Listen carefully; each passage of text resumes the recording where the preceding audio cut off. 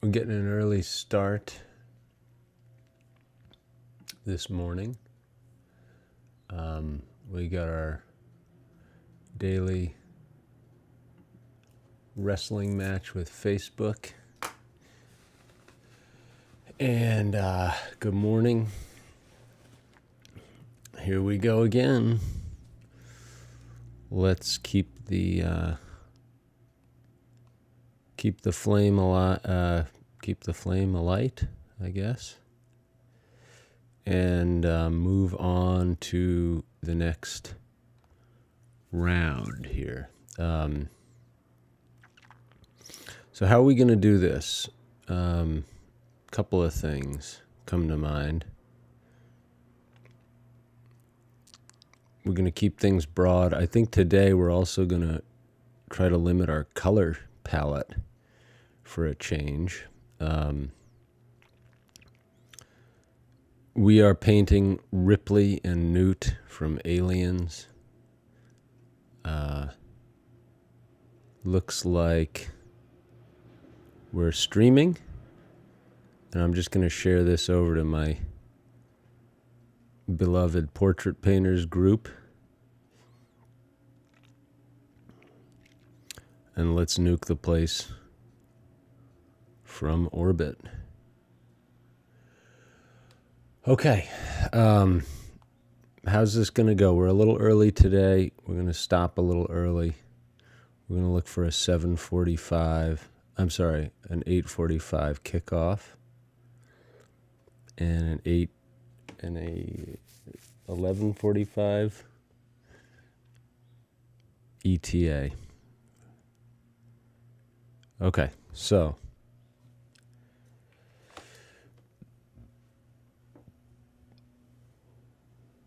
okay.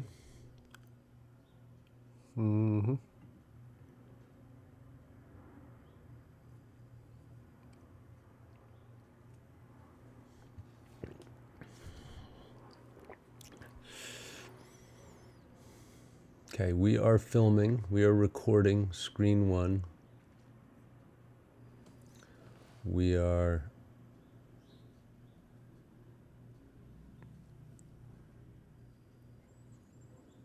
going to get our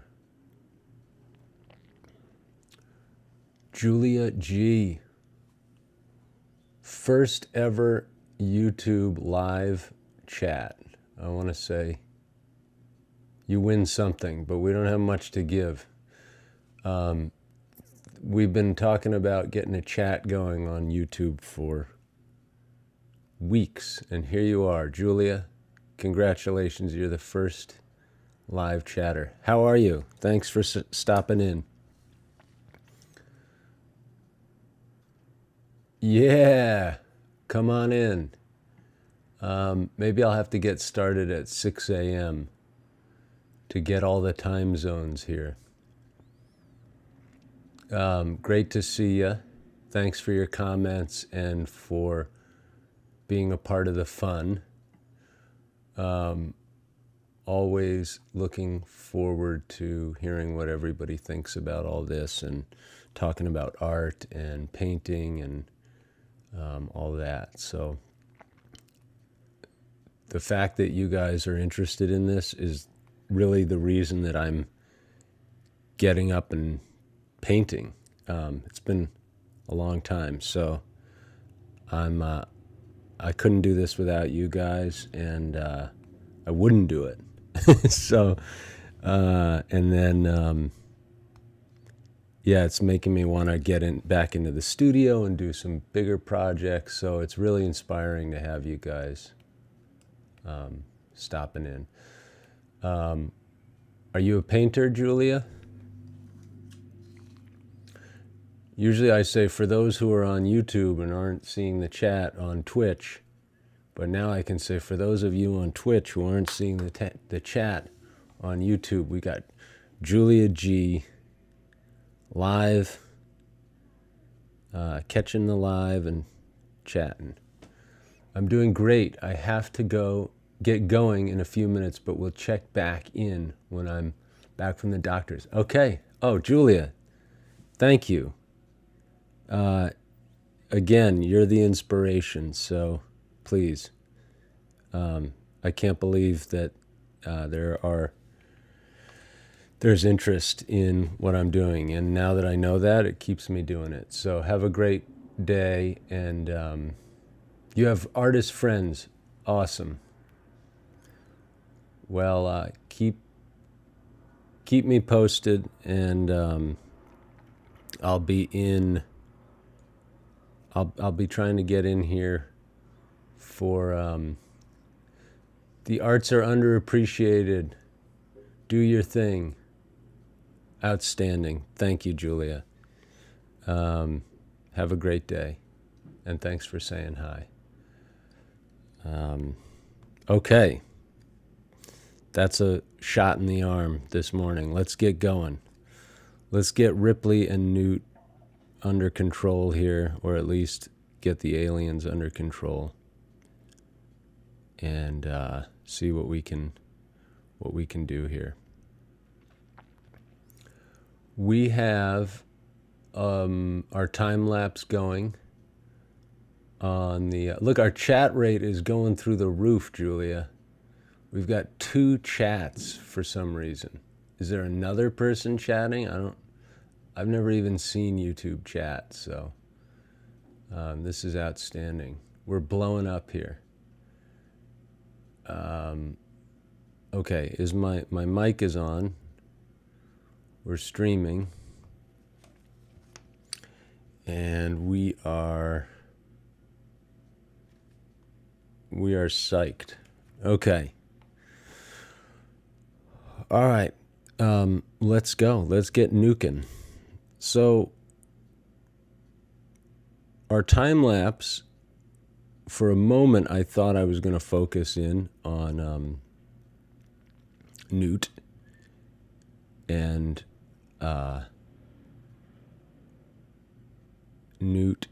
Ripley. But I think I'm going to change that up.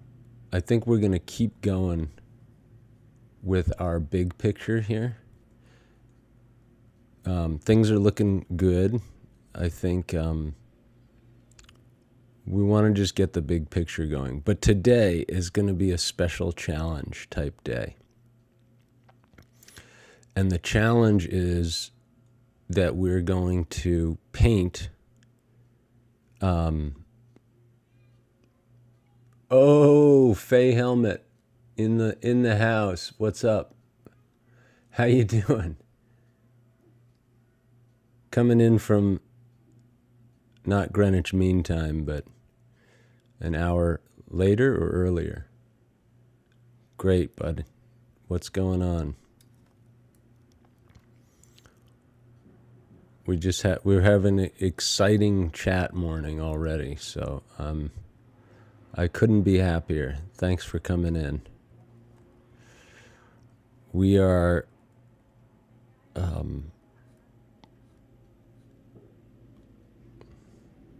yeah.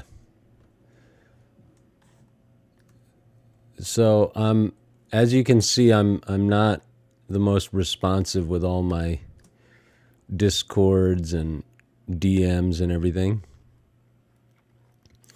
But I'm really interested to know more about what this brand warrior lifestyle is all about. I feel like that's maybe my community, and I've been fighting for brands since way back.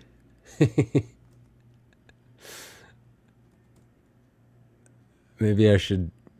I don't even know what it is, but it sounds right to me. Can you give me like a nutshell elevator pitch? Make some armor. Wait, so you can't. Oh, so you have to be a literal warrior? Oh my gosh. All right, so you can't just be doing the right thing. You have to actually suit up. All right. That's great. It's such a cool idea. I mean, I don't know if I have the skills for that, but I do have I think what we should do, potentially do at some point, we could potentially do really do studio lighting and get some studio lighting photos of like Dr. Pepper Man, and then do like a shoot. Do a painting. That would be cool. I mean, that's how I can support the cause, is what I'm saying. So if you don't know what we're talking about, Faye Helmet is a sculptor who sometimes works in cardboard and makes these incredible like armor suits, and one of them is Cherry Coke Mandalorian, is it? It's like, and I don't know, it's right up my alley, this whole kind of celebration of big brand with there's like a hint of irony to it, and it's on par with what we're doing here with the oil portraits of heroes from past. Yes, make some armor. You usually work in cardboard, or is it just, you mean usually you have to be in armor to be part of the fun? Okay. I'm going to try to knuckle down here, because first of all, I have to say I'm just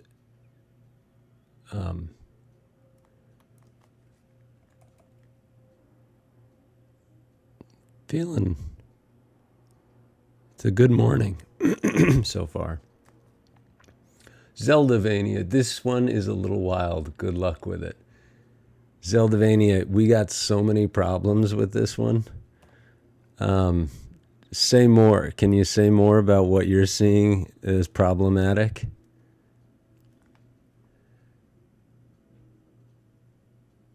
Oh, really? Right. Yeah, that's true. I'm going to do an afternoon one. I need to rearrange some things in my schedule because I have Tuesdays and Thursdays. I have a spot to do 2 streams. And I might be able to do one today, actually. It's tricky, but I think I want to be doing more. But yeah, tell me more about what you mean when you say this one's wild. Because there's and by the way, your lurking is very helpful. So if you can lurk. And if you can't, check out the VOD or the time lapses and stuff. All right. Yeah, I kind of, this one, there's so many problems with this one technically and conceptually. The thing is, I was going to do Taylor Swift because my niece said, do Taylor Swift. And I was like, okay, that's a great idea. And I even found a killer high-res photo for a project like this. And then I started getting into the cat lady idea and sort of didn't want to go political, but there was a lot going on yesterday when I was I chickened out of Taylor Swift. But maybe I'll take a soft poll. Would anybody be alienated? And the blue-orange contrast pops out. Wait a minute. Oh, yeah. Dude, the dynamic, much bolder dynamic. Yeah. And amazing. Yeah. I tend to be very okay. Yes. Yeah. Would anybody be alienated if I did T Swift? Just he's jumped the shark. He's going too commercial or something. Because eventually I'm going to run out of 80s icons and we're going to need to go contemporary. But there needs to be a theme. And so I almost thought of doing childless cat ladies. Ellen Ripley is a childless cat lady. T. Swift is a self-described childless cat lady. Okay, all right, just do it. Yeah, I wanted to do T. Swift. Oh, did I miss one up here? Where? Oh, Faye Helmet, which message? Oh gosh, on Instagram, the hashtag brand warrior has been used by people who represent a brand without armor. But I have no respect for them. They're sellouts, brand warriors, with armor don't need to be paid to rep the brand. I get it. And it's like a kind of Mad Max, you know, I'm with you. I totally get it now. That's what I thought was the case. So I appreciate it. Well, we're in good company then for me to do a Taylor Swift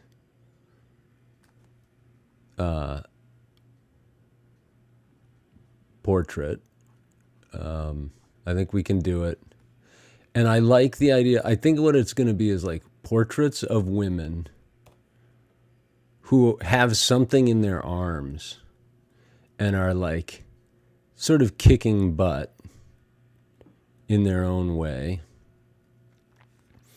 So Taylor with her cat is a you know, and then I was thinking this one would go with the series. And then the third one, I have some ideas, but we got to just see where we get. So thank you, Zeldavania, for the heads up on the messages. And, you know, I'm feeling no pain today because there's so much chatter here. Sometimes it's surprising because I'm like, whoa, wait a second. This might be the right time to do my stream because everybody's not quite at work yet. But in a couple of minutes, it might go quiet again. That's fine. I'm still learning how to paint and stream at the same time. Because it's hard, you know, it's like,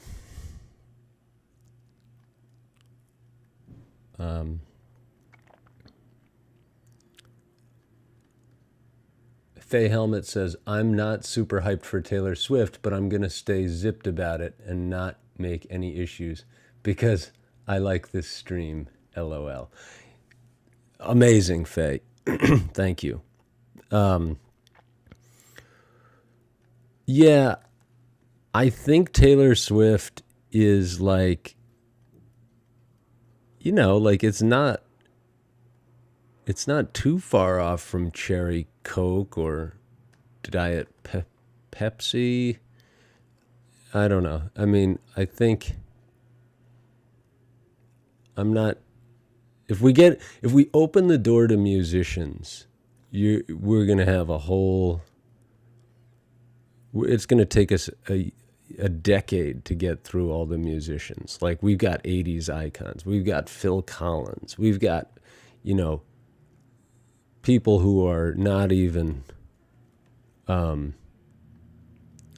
quantities in the like. We've already done Hirokatsu Tanaka.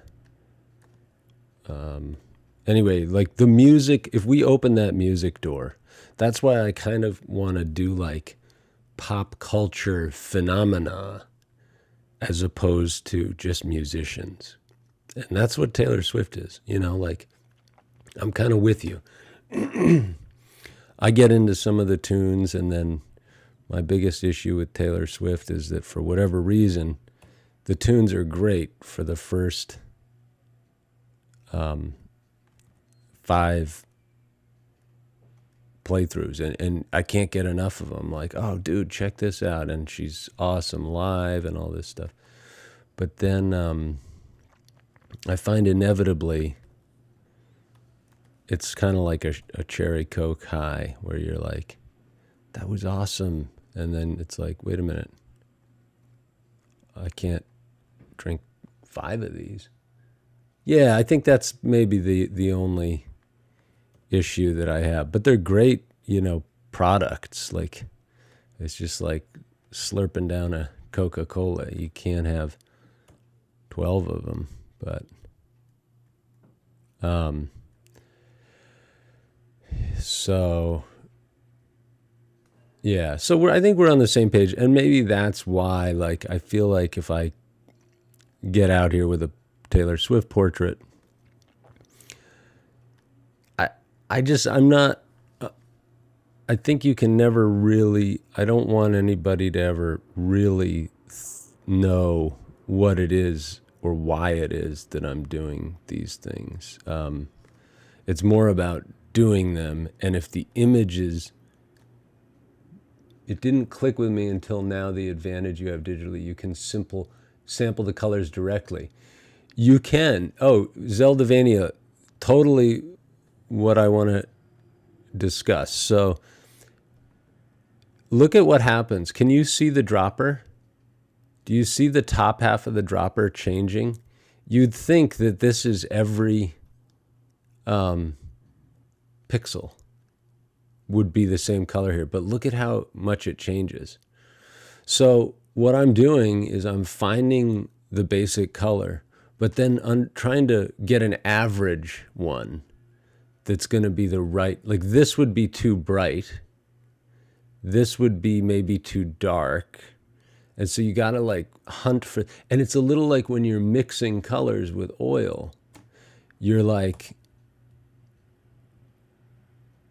yes, yeah, you hover around because you have to find the one, like, it's just sort of become a bad habit for me to sample from there.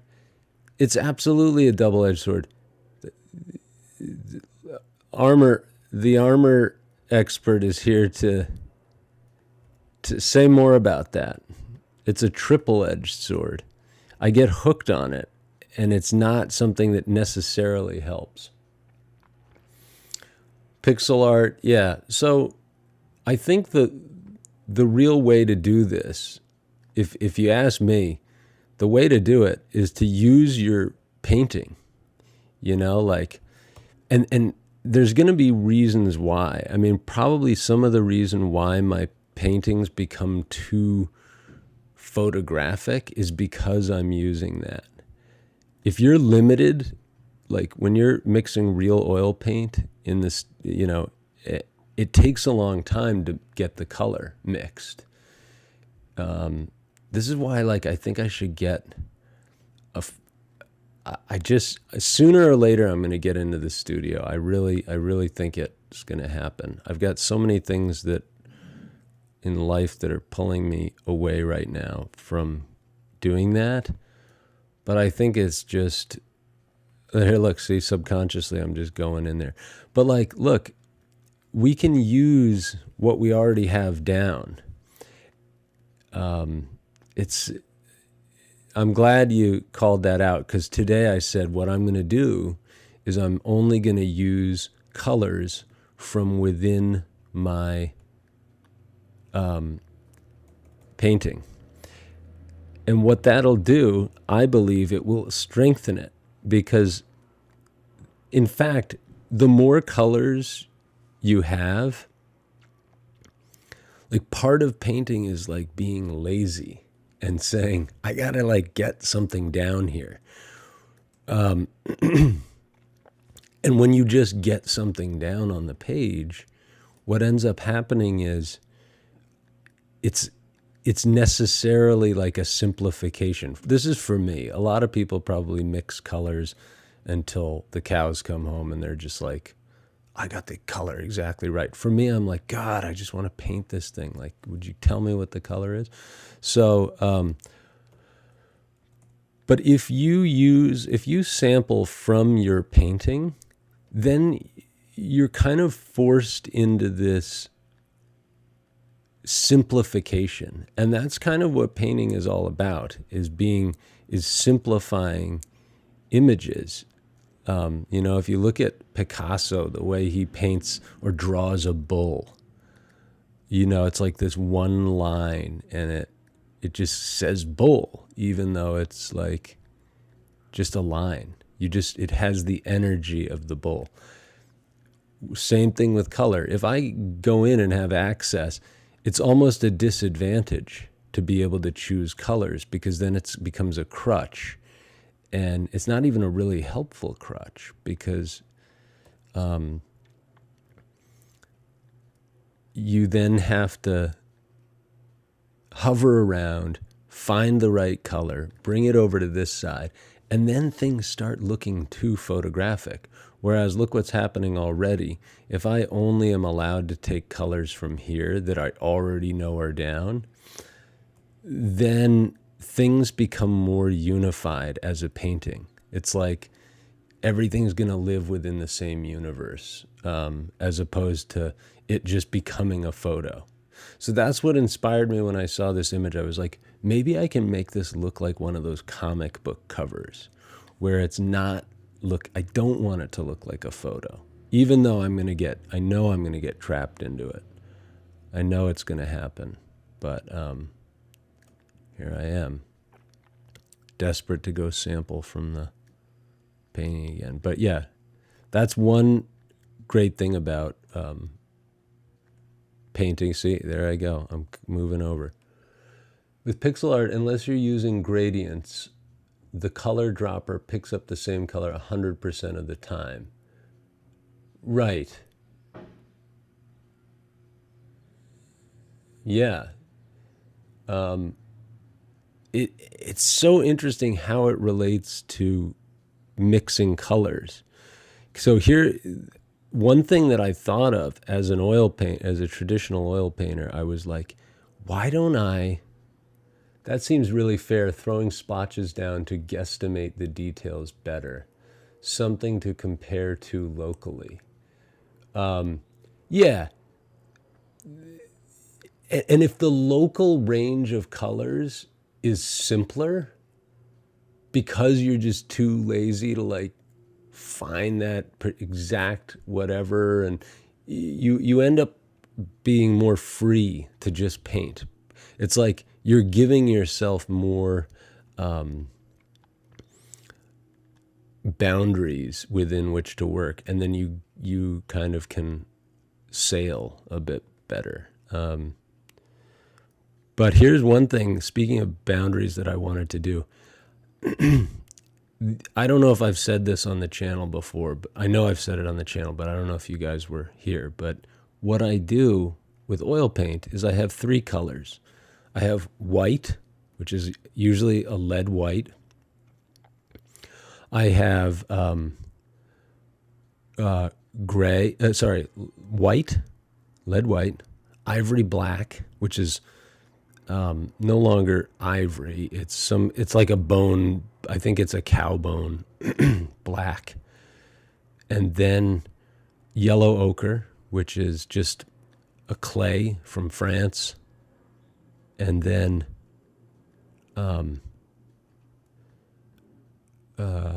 red. So there's 2 colors, red, yellow, and then there's black and white to make it dark or light. And unless you're trying to get a blue out of the deal, even if you're trying to get a blue, like when I paint blue eyes, sometimes I just use white and black, and you get this kind of nice cool gray. But what I wanted to do digitally was set up 3 little squares in the corner that are like my palette: red, white, ochre, and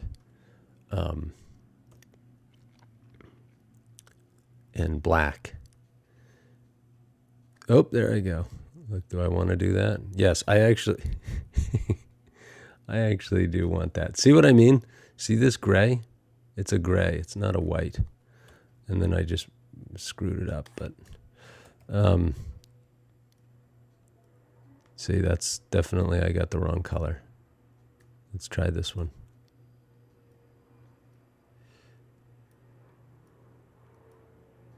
Oh boy. Newt, buddy.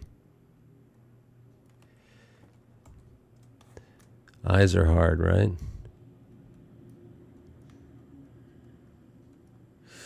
Oh boy. So anyway, I'm in a pickle here, but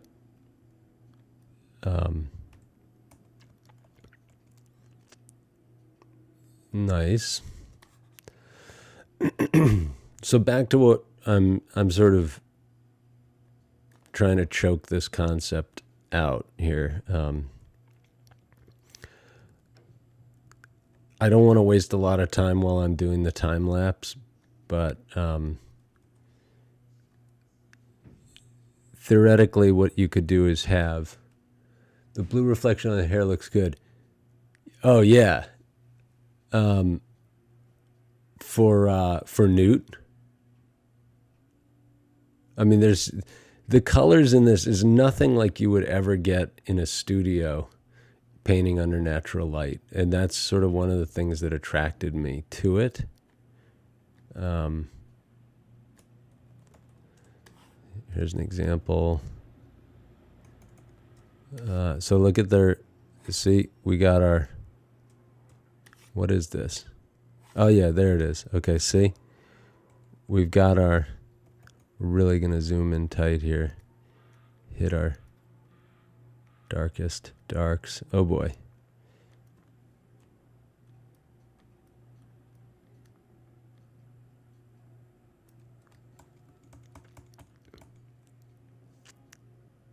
Not sure about that. That's going to be a tough one.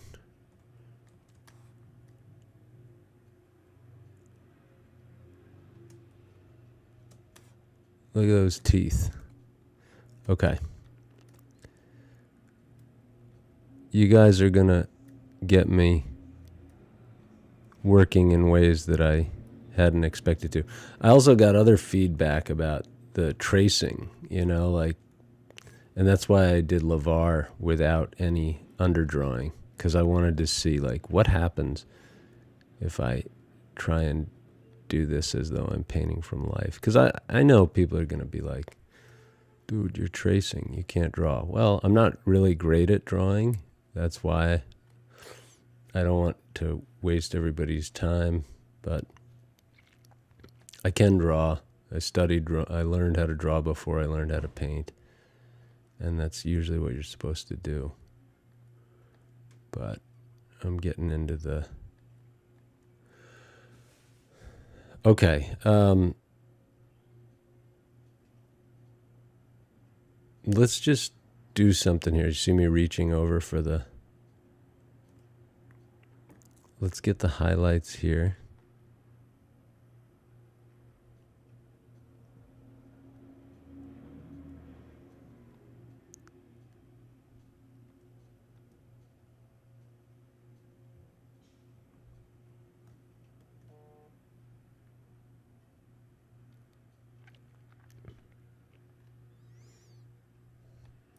Anyway, I got pretty jazzed up there about all that conversation, so I'm going to try and bring it back down here, and thanks for all the feedback there. Some shortcuts are good. I think it still takes an eye for the details. Yeah, I mean, like, if you were to give this project to somebody who is not trained or, you know, doesn't have experience painting or drawing, it would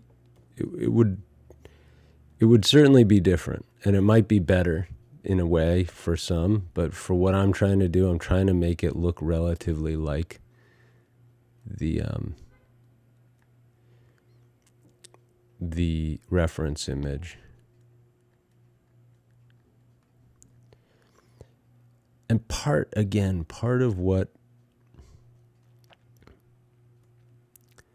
makes this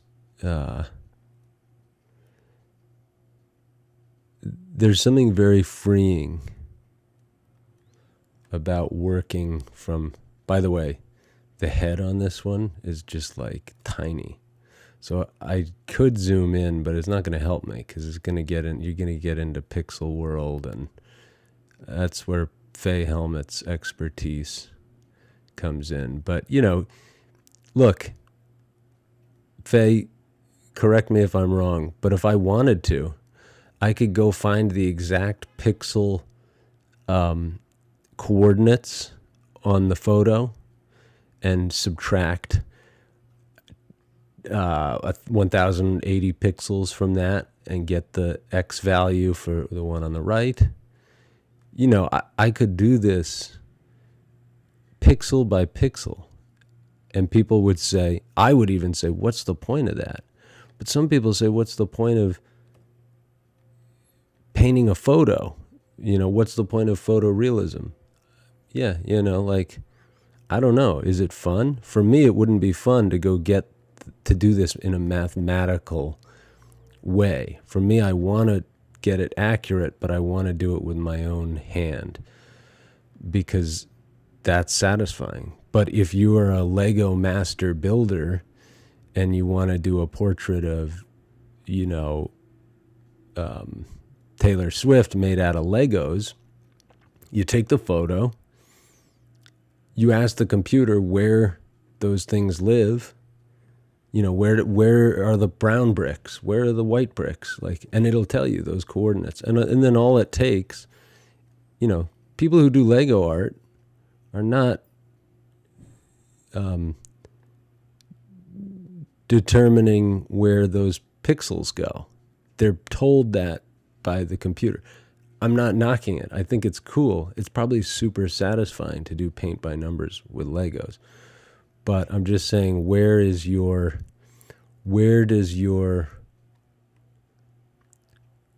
what gives you kicks? Is it the building? Is it for me, the kick that I get is a little bit conceptual because I want it to look like a classical painting somewhat, if I can, because that's how I was trained.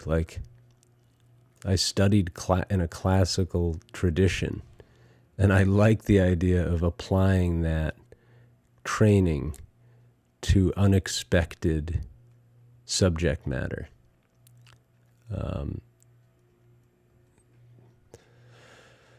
So here, am I getting Thriller vibes? This is definitely giving Michael Jackson Thriller. But that's maybe because we're missing critical elements like the skin.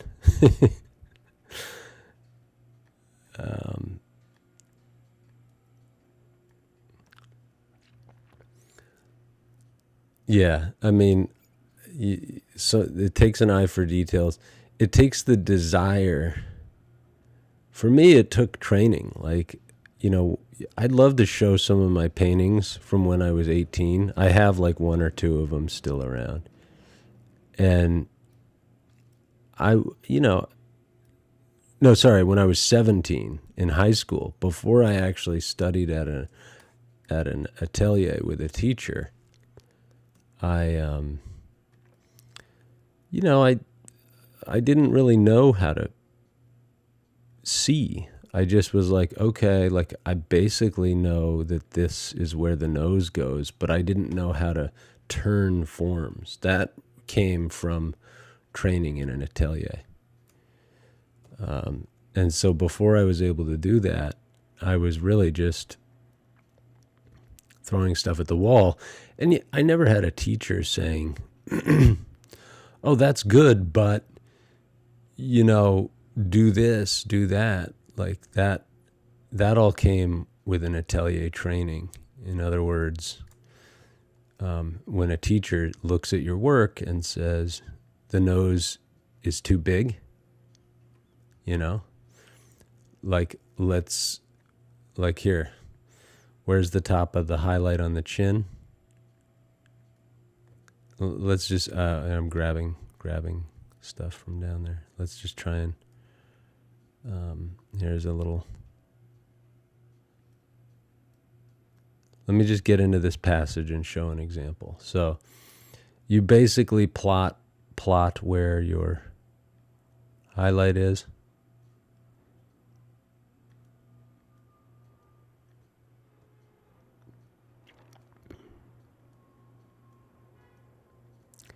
And then I can flick my eye back and forth and say, look, the highlight on the chin needs to come down more. So you drag it down. And in art school, before I went to the atelier to study, like in high school, I mean, I didn't have teachers telling me stuff like that. They were just like, oh, teachers, usually art teachers are like, in the U.S. anyway, it's a little more conceptual.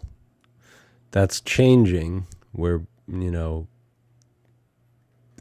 the classical stuff is becoming more popular. It's certainly something that people like to see, but in the art world, representational classical art is not particularly... It's not where the money's at, And I don't want to get into knocking people who do conceptual art because I think it's cool, but it's just like a different thing and it's a different market. And who knows? All right, I'm going to get off my high horse now because I don't even know anything about the art market, so we should get some people on who know what they're talking about if they want to discuss that, but I do not. I just want to do my painting of Sigourney Weaver and Newt.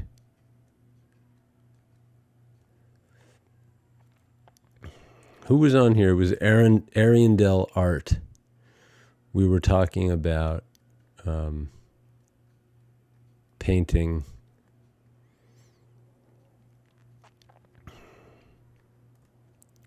And we were talking about the idea of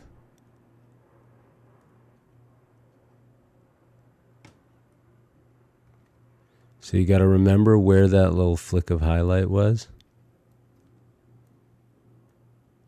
Boy, this is tricky stuff. There's the highlight. There's your highlight.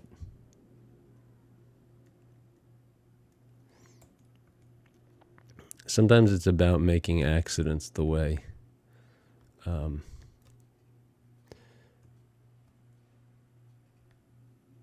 Bob Ross says.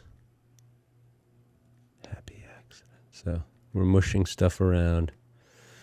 But you can already see that by limiting yourself to colors that are only local, you have to go out of your way to find new colors. And if you're lazy like me, you're like, let's just use what we've got here. And in a way, that makes it look more like a painting than a photo because it's showing my personal foibles. They come out in the final thing. And that's really what the difference between an art and a photograph is, the mistakes that people make not in a photograph. What's the difference between art and what we see with our eyes? That difference is the loss in translation. And that's what a lot of people celebrate when they look at art. For me, I've always struggled with that because I'm like, I want it to look like a photo. Like I want to do this illusion that makes people think, whoa, how did you do that? But I think as I get older, I'm more interested in doing this thing that artists do, which is more...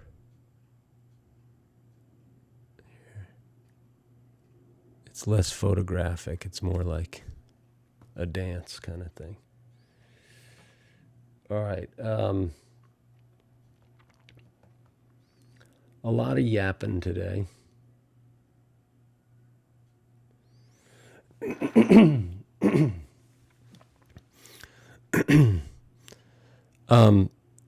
By the way, the hardest thing for me to do in painting is mouths. I don't know about you guys, but I cannot stand painting a mouth. It's very difficult. So we're going to just do it.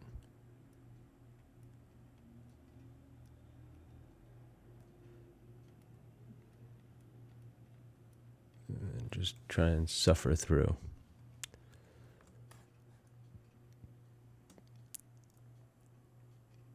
And then for a little while there, I wanted to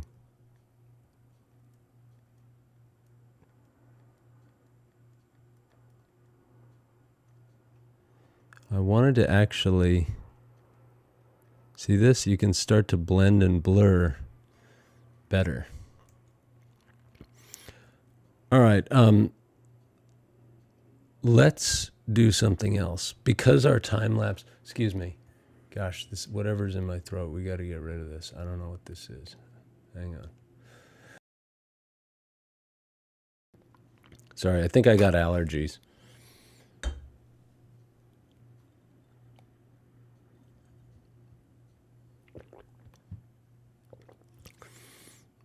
So we're going to basically patch in our Ripley head.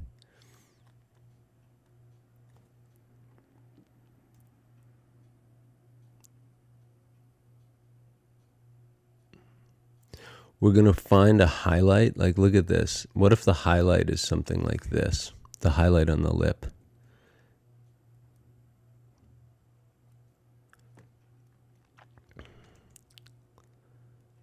It's going to be a tricky one. Oh boy. Okay. Let us, using what we've got, plug in. I love that. Zeldavania, you got me.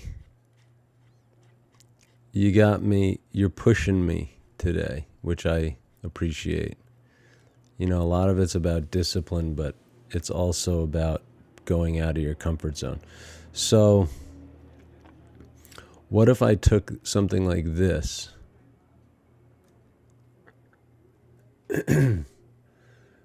No, I know. I don't mean like, I know you were just curious about what I'm doing.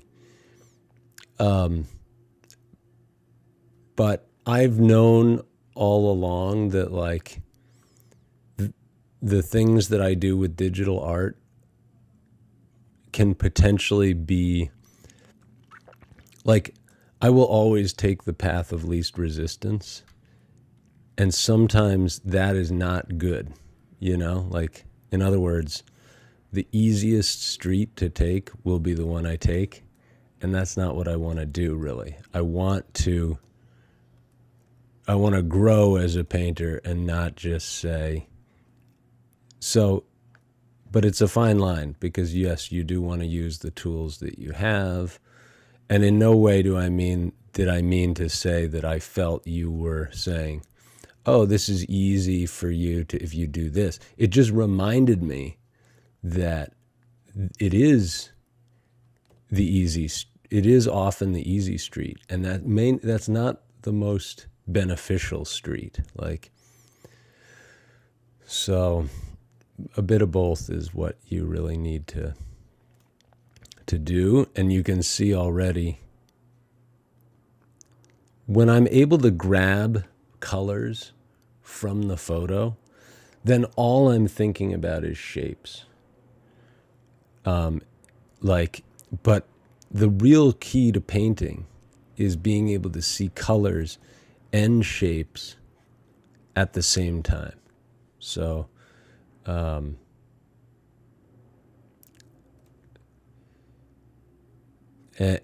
also forgive me if like I just misunderstood what you were saying. I think I did understand that you were saying, oh, that's why you're going over there. You can grab colors and bring them over here. Yes, you can. And sometimes reliance on that crutch becomes detrimental.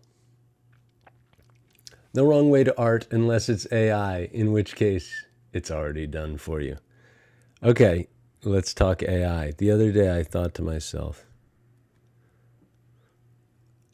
let's say, like, one of these days, somebody's going to say, what are you doing? That's 20th Century Fox's photo. Like, you can't paint off of that. Like, certainly you're not going to turn on ad revenue, you know, like, or whatever. Like, I can't sell prints of these things. I couldn't sell them anyway because they're low resolution. But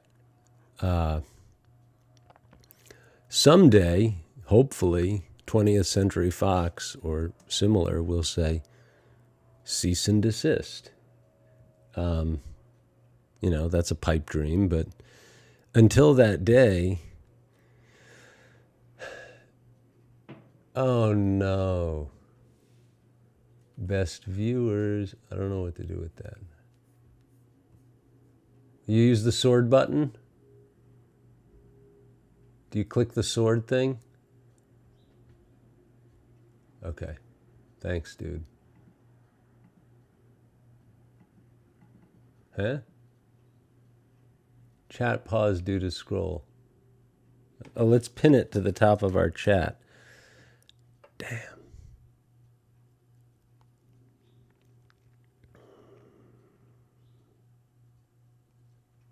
Mod actions. I can't even figure this out. Traz, errant knob. Can't do it.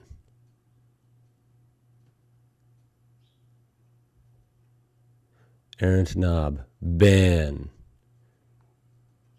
Ban. Okay. I think I got him. Whew. Chat pause due to scroll. You can do ban their name. Great. If you want, you can mod me so I can help with this stuff. Thanks, Faye. I may take you up on that, but for now, I think we're good. I appreciate it. One of the things that has me, yeah, I think for now, like, there's not enough going on. In fact, I kind of like at some point to have the scams come on because it's a conversation starter. Like the other day, somebody came on and I was like, oh, here we go. Because usually you can see their names have things like, what do they have? Like numbers at the end. Have you noticed this? Like Jordy 265 or something like that. So anyway, I saw somebody like that and I was doing my, like, oh yes, very nice to see you. Like I was pretending that I didn't know it was a scam. And then I realized that it was a real person. And I felt bad because, like, I just assumed that it was another scam because of the username. But anyway, or maybe it's getting more sophisticated. But I'm okay with the spam for now. So what I was saying about the yes, the AI is getting good, right?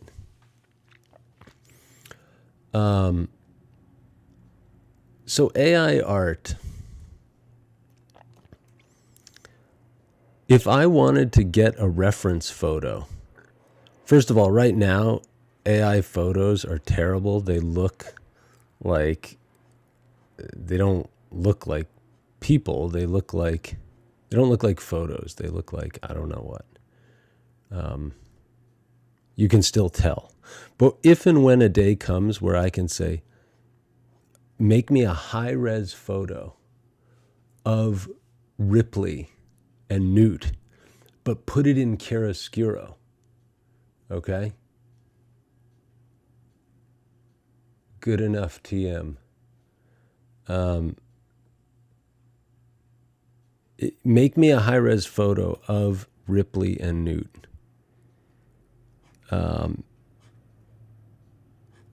If and when that day comes, I would say, like, here's an example. If I'm already painting from a photo, okay. Anyway, I don't want to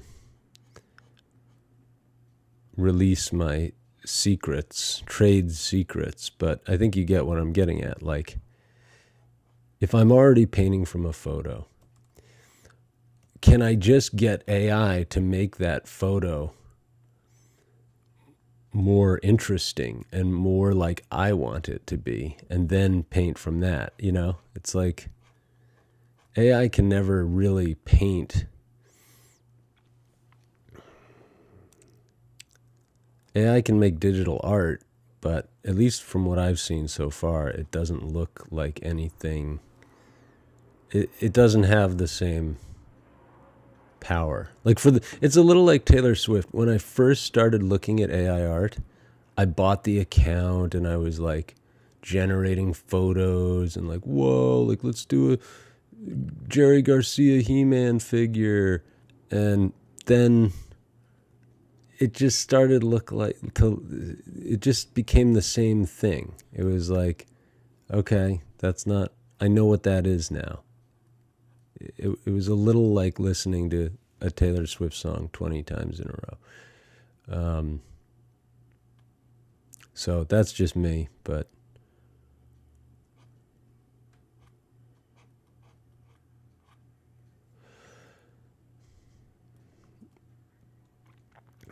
all right. We've got so much to do on this. Jeez. Zeldavania, good point. You mean about if I'm already painting from a photo, why not use a better photo? Or do you mean about just AI art in general not really stacking up quite yet?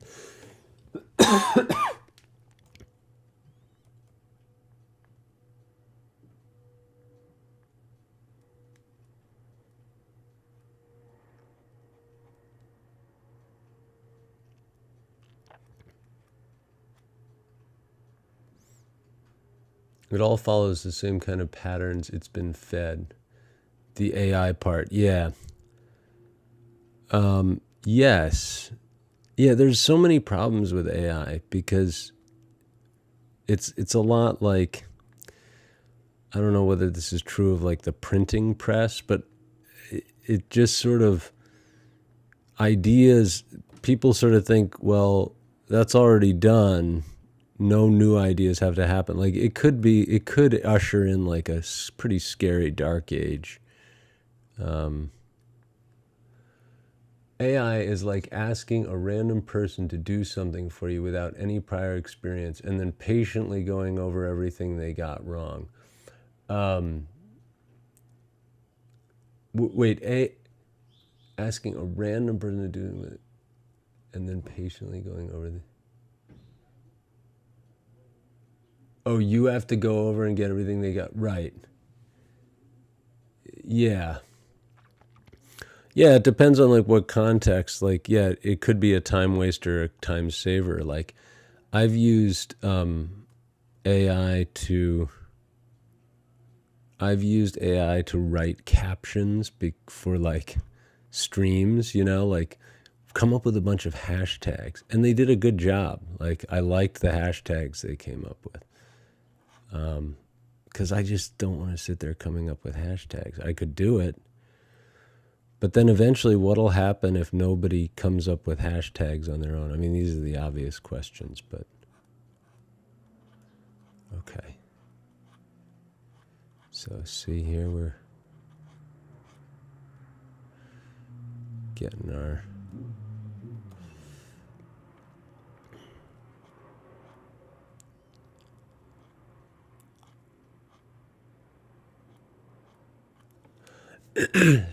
Especially with code. Oh, dude, I've never even tried that, but it scares me a little bit because there are only so many people that are out there doing because I use, like, if I'm doing a coding thing, I often use tutorials to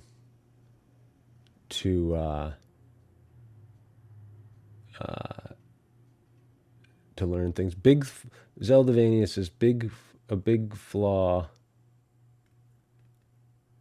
I think, is that AI can't understand physics, like, at all. That's why it gets so many basic things wrong. Yeah, right. It doesn't feel physics. Well, that's why, like, what if you train the models to understand that with, like, physical robots or something? Like, I'm sure they're working on all this stuff, but it's a brave new world, folks. One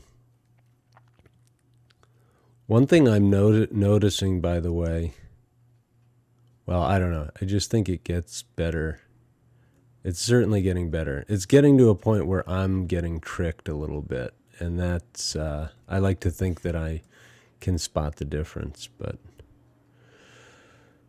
not always, apparently. Like, I got a good phishing email the other day where it was like, whoa, that looked so real. And I've always thought that phishing emails, if I wanted to, like, make money scamming people, the first thing I would do would be make a really nice template for a Gmail email. Because what it is that tricks people is the visuals. You're like, oh, that's the Google logo. Well, it's not enough to just do the Google logo. You've got to, pixel by pixel, recreate that template for the email the way Google's is. And I don't know why the people don't do that. Why the scammers never tried that. But now it seems like the machines are doing it for them, because I'm like, wait a minute, that looks like a meta email to me. It's close enough anyway. All right, let's carry on with what we were doing down here. So a big part of this is, like, you could paint an AI Taylor Swift. Exactly. No, I mean, and that's conceptually on the mark. It's like,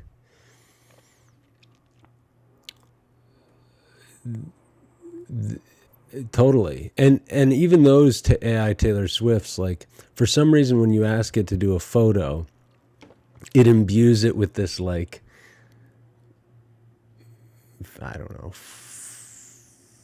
it gives it this, like, airbrushed look, which I don't want. All right, Faye, no worries. See ya.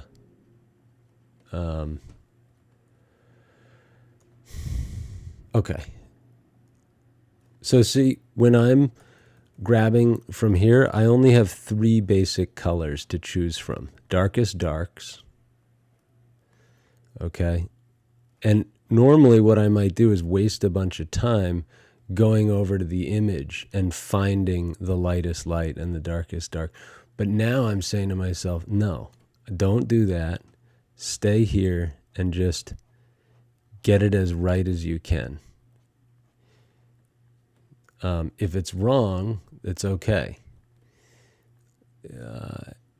Like here, you can sort of get a slightly darker one. And you can see already you're going to get more of a painterly look that way. Okay, what's this pocket? Why is this? Oh, it's a diagonal. It's always going to get me.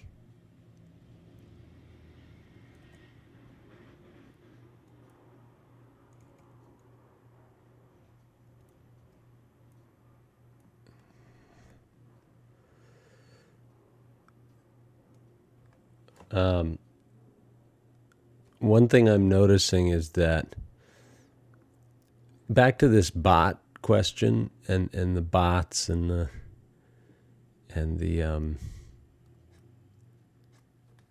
question of bots and followers and all that.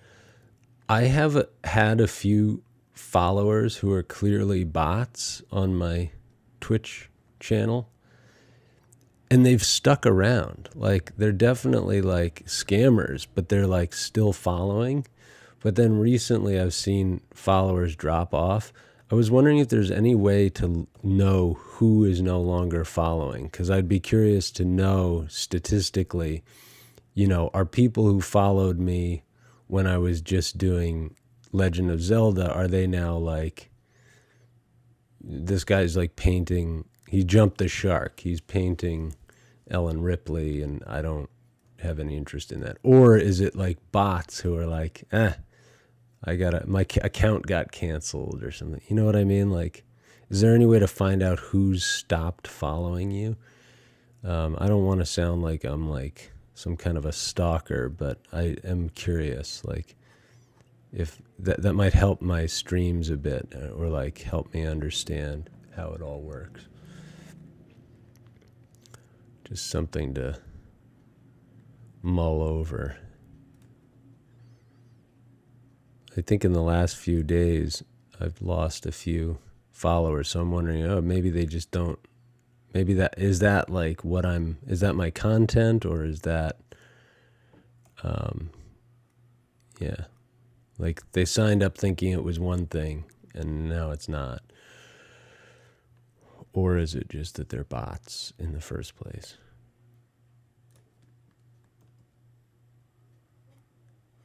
Or both. All right. Here's those blue highlights on the pant leg. So here.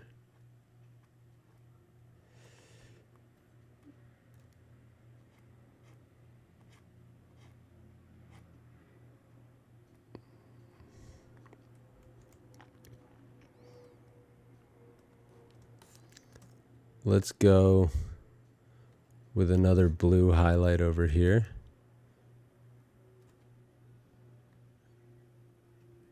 And by the way, Zeldavania, I completely agree with you. Those things are cool. The way the blue lights like bounces off. In fact, I'm going to have to like grab a better color there. Let's grab this. Ooh, that's nice. And then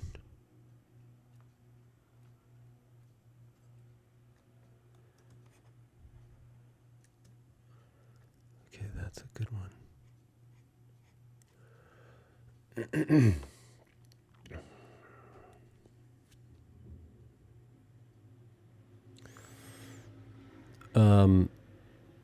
All right, so we're gonna take our, no, that's too dark.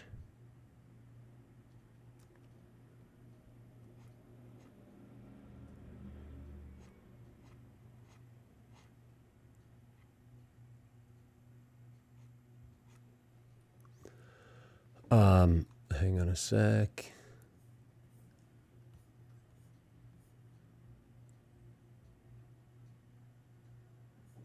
Concurrent. Sweet.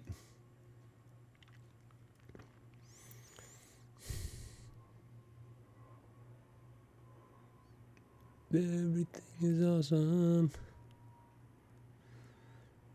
All right.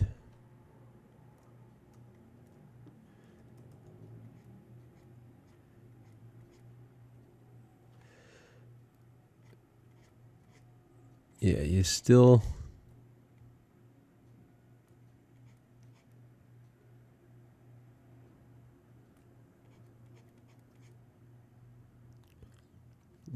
need to, so you can grab highlights here.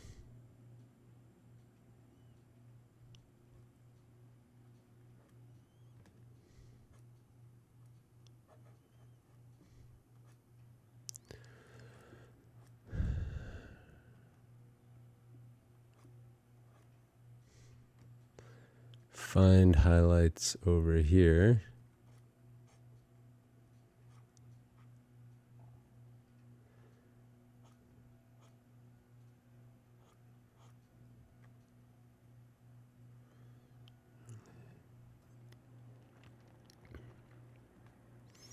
Uh-oh, we're getting lost here.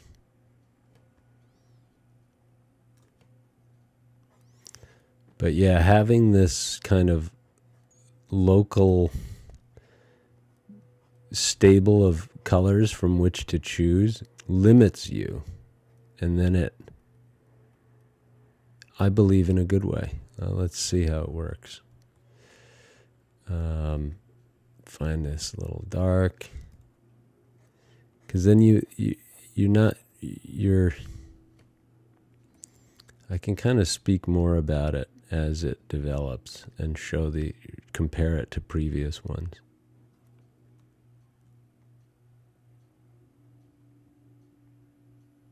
Flick your eye back and forth. See what we're doing.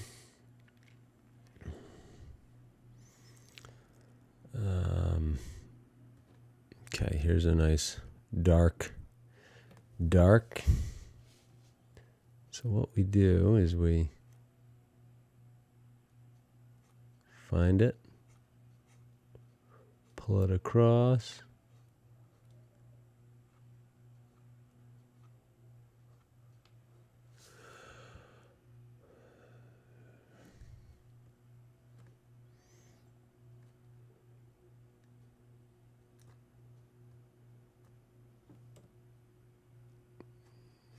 yeah. All right, so you can start to see what's happening. I'm grabbing highlights here and there, all of the shades in those wrinkles. Exactly. And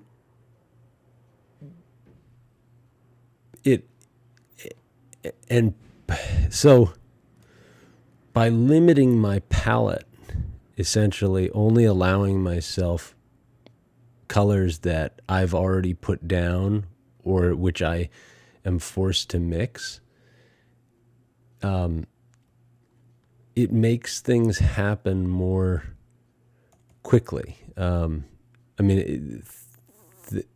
don't have as many options, and then so I have to rely on my eye more. And that's harder. It's going to take longer in some ways. And in other ways, it's going to be quicker because I will say, well, just move on. You got to move on because we're running out of time. So it's that balance, I think, that we're trying to strike. So in that way, it's very helpful. So here's another. Here's my palette. I can really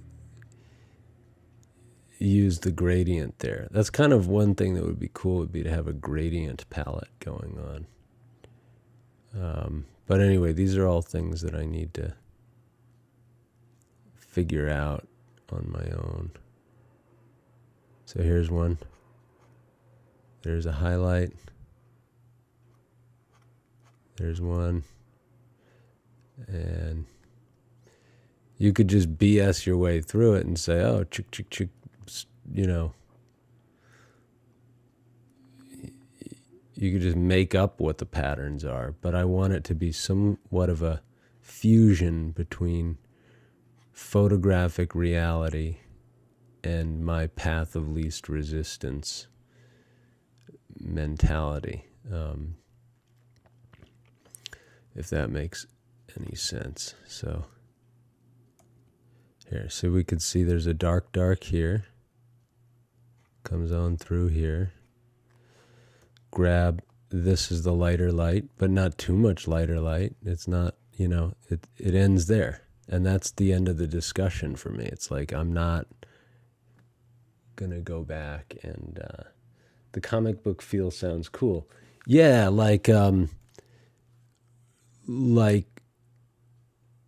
yeah, if I can do that, like I'm so that's the sort of thing that like I'm like overtrained basically. Like I'm overly trained to blur edges and soften everything so that it looks like my reference image. But if I make things quicker, you'll see, I think. I don't need that. I don't need any calls right now. I think she's wearing Marty McFly's self-lacing shoes. Were you on when we discussed that yesterday? Yeah.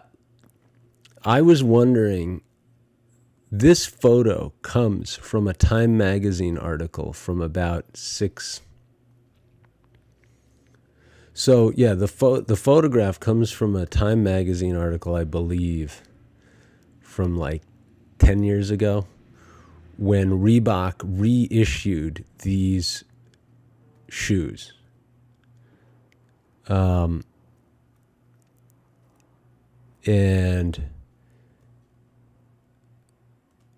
I was wondering,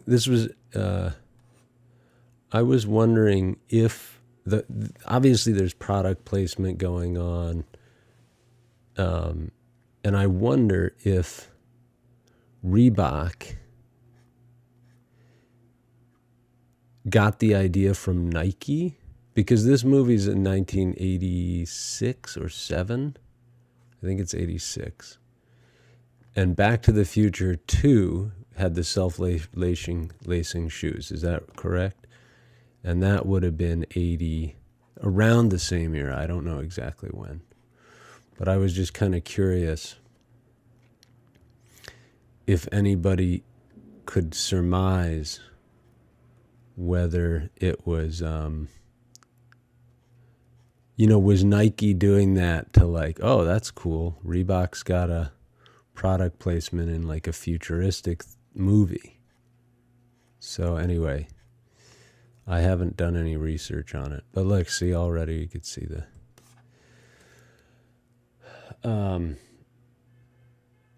yeah, like those are sweet, right? They're definitely something that I could see wanting to wear. For a while I was looking for some vintage, like there was a time when like Metallica and Megadeth, like I think Megadeth received like a box load of Nikes at one point as like a promotional gift. I don't know who or when that happened, but like in the 80s. And I kind of went through like a retro Metallica phase a couple years ago where I was like, this style was cool. Like I had like hair down to my waist, and I was like, oh, I'm just gonna, like, I already look like, Kenny G, so let's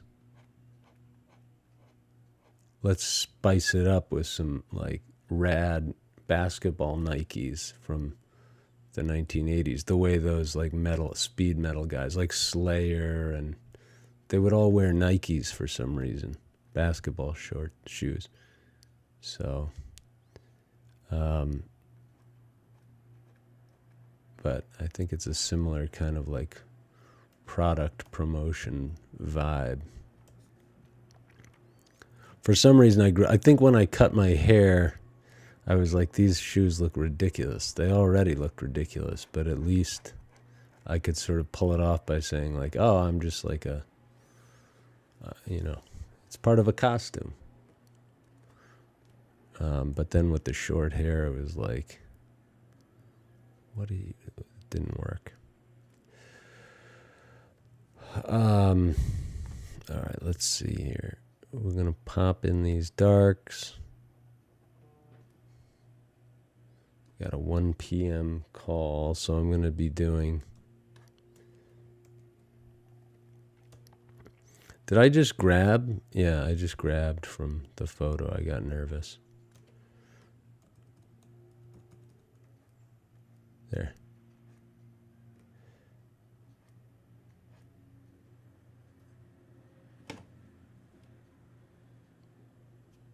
Everything is awesome. Everything is cool when you're part of a team.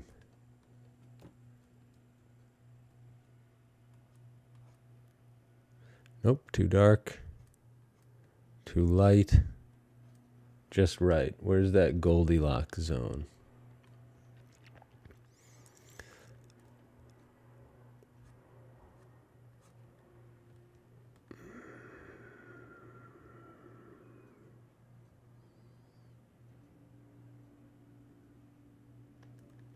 So yeah, basically what you start to do is once you figure out what your darkest darks, your middle values, and all that stuff are, you can be a little more confident. Like, so here's my dark.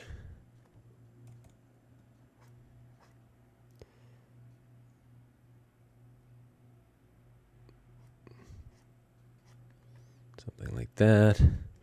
We really need a darkest dark. I don't even think we have this purple dark, so let's get that. It's a really dark. Oh, the other thing that I wanted to say, Zeldavania, about this image that maybe you had called out, like how dynamic and, you know, it's very different, very bold. The colors and the light, there's no chiaroscuro on this. Like, I'm very much a paint from, you know, I want the light to look like a Caravaggio painting, because that's just like my training defaults to that. So at any rate, I'm a little disappointed that there aren't the nice shadows that I am typically looking for when I find a photo to paint. That's like another reason why that Taylor Swift image that I got was good, was because it was high res and it had, like, her mouth was, she wasn't smiling, which is also rare. And it was more of a portrait style, whereas this is just clearly like a photo shoot. I mean, it's done in a studio. It's a promotional photo. But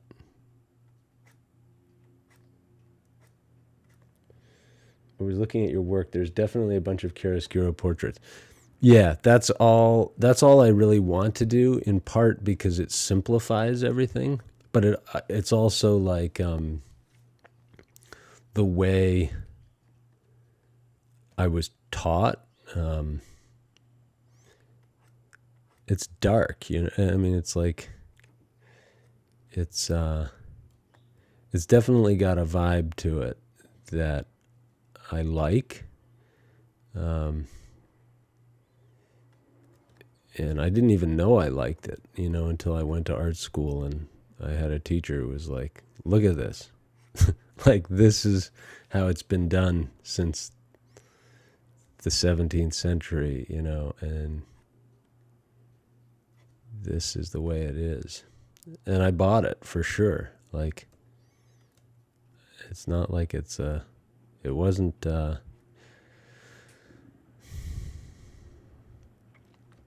it's a good thing. It has a lot of good precedent and all that, so yeah.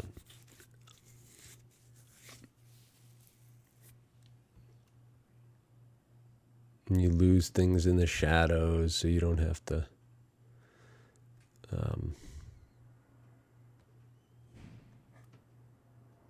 spell out every nook and cranny.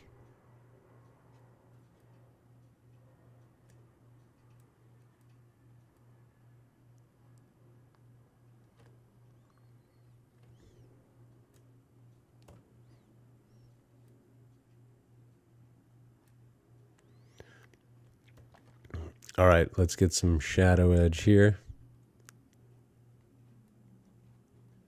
So yeah, definitely appreciate the feedback. I did not mean to make it sound like I was trying to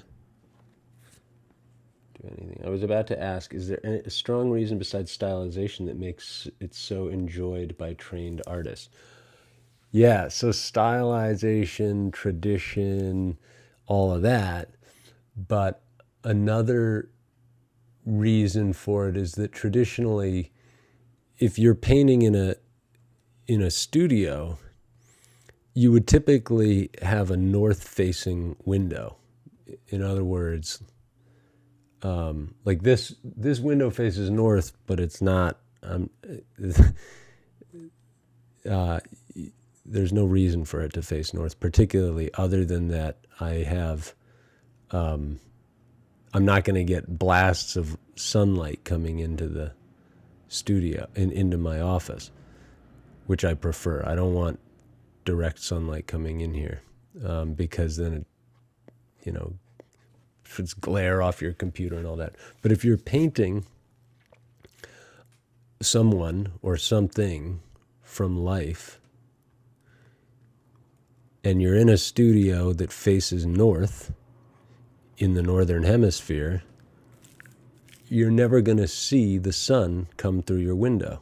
And that has multiple advantages when you're painting. One is you don't get a lot of bounce light off the floor, but also just as far as like what you're painting,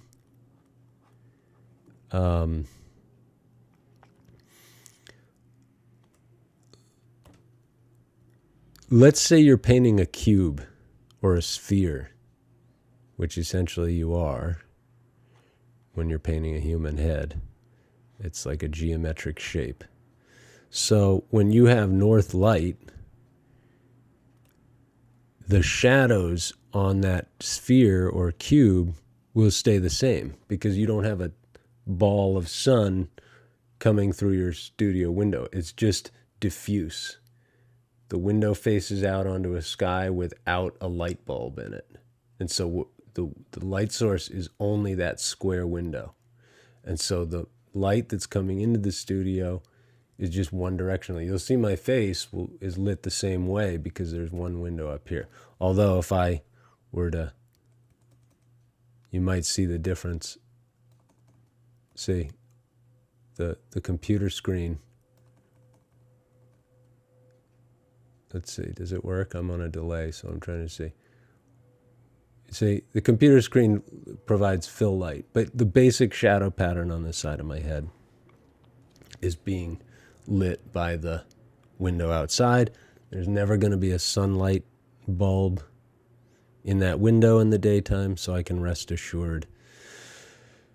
Yada, yada, yada. So that's why when people were painting in a studio before they had lights, they had to paint in a studio that had north-facing windows so that they didn't have so that they weren't constantly having to change their painting when the sun moved across the room. And it also has like these conventional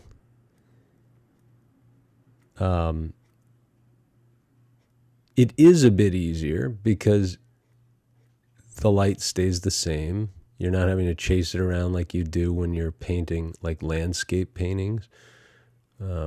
Landscape paintings are, I can't believe, like it's so hard to paint outdoors because the sun is always moving.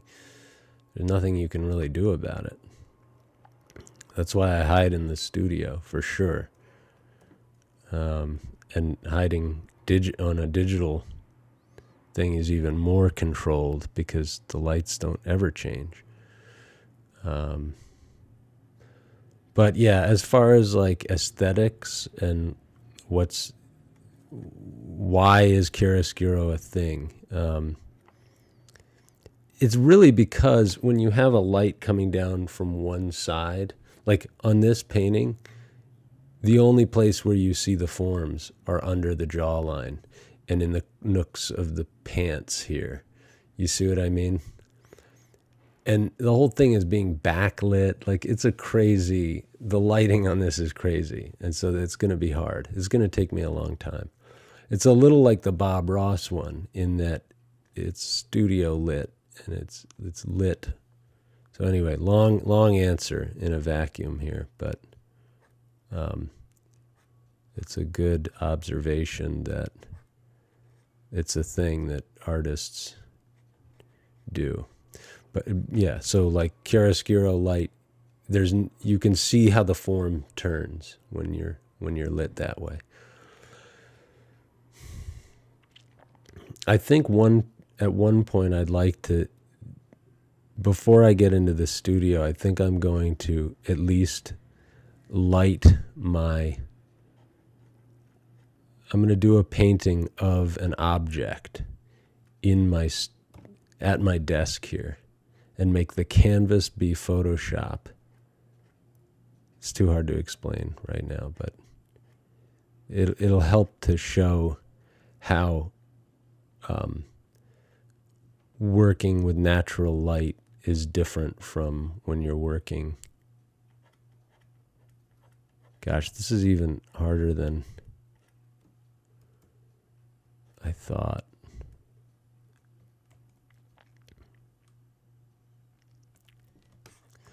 All right, in a little bit, I'm going to start getting more disciplined here. There's one. 2. Let's get our purple darks from over here.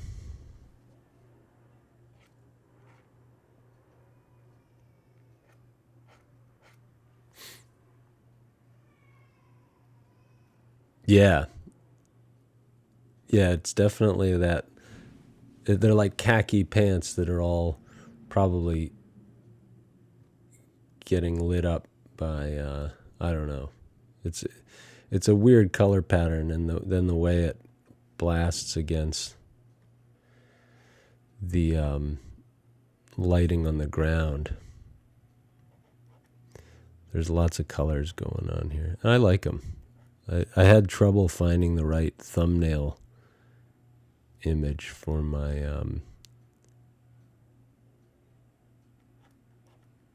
YouTube video because there were so many colors going on.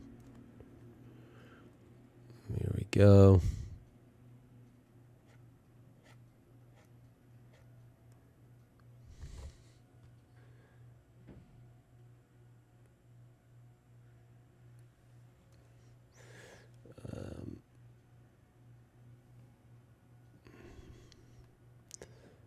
So, whoops. What else do we do from here?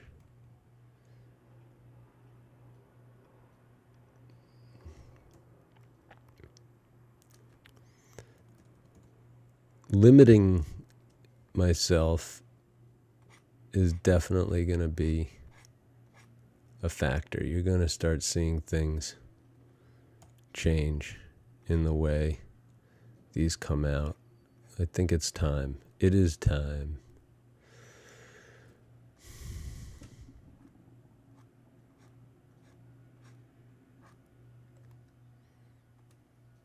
She's kind of got the same pants color. I mean, they're clearly more navy blue, but I'm gonna stick with it for now.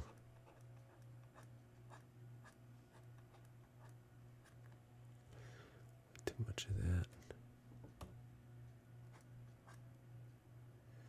Now we got a real gradient coming through here.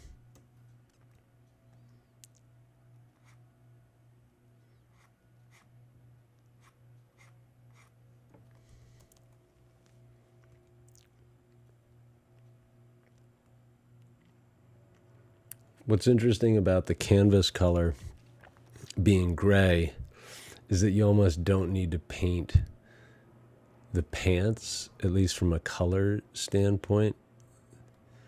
I mean, you do need to paint them because the color is wrong, but the value, in other words, the tonal value, meaning whether it's light or dark, is kind of okay. So just another challenge to add to the list of this on this photo. I knew it was going to be a tough one, but I didn't know until I started on why I would like it. Like, the things about it that I like are valuable. All right. I think at a certain point I'm going to need to block in our background here. But to kick it off, we still got things going on down here.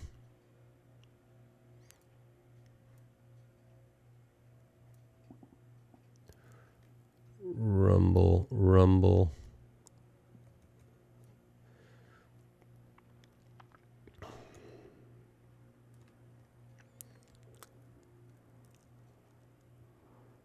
Ellen Ripley. Let's get these darks here. They're dark, so we need them. Here, this one. You know that's a dark. Find our darks. That's really it. Now we're just doing paint by numbers. Find our darkest darks. Where are they? How about this one? Too dark? Yes. Find our darkest darks over here. Shump, shump, shump. Everything is awesome.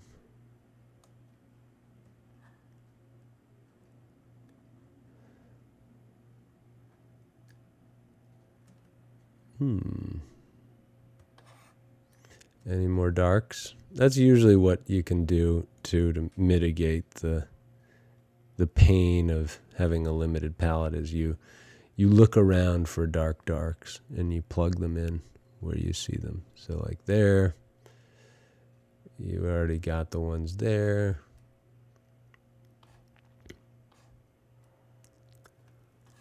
You've got and really there's not a lot more. Here's a basic darker value. Not a black, but it's a lavender dark.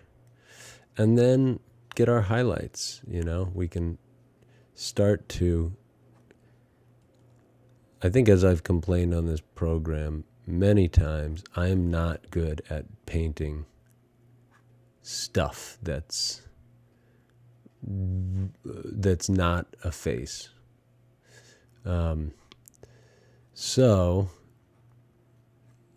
in this painting, the face is tiny and it's got no chiaroscuro, so I'm just way out of my comfort zone. And I have to paint architecture. I have, with this photo, I have to paint the architecture. I have to paint the grates on the floor. I have to paint drapery, as it's called in the 17th century, this kind of clothing, just the way the light falls on the clothing. And so good luck. Good luck to me.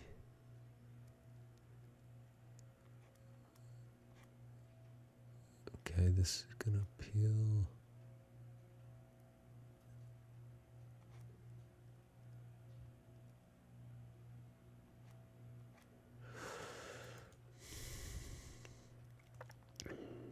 Nope. Did I miss one? Yeah, I missed kind of a dark element there.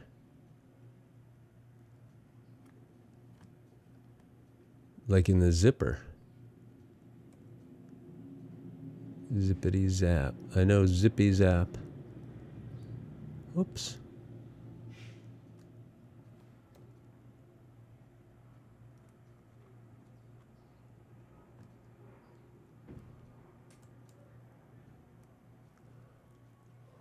Oh, Samus artwork, cool. Yeah, yes. In my Twitch profile, there's a Samus painting. That was interesting, actually. That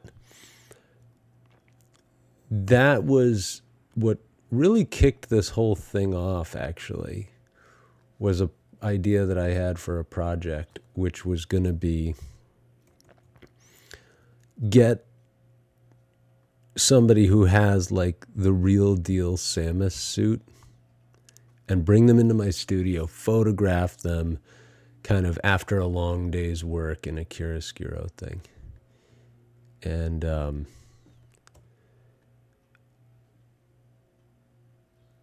totally. I think that'll be my next subject.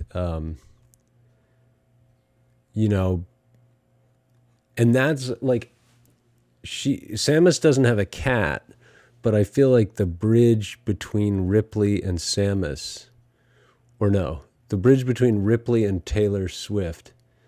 Sorry. How can we get all these under one conceptual banner?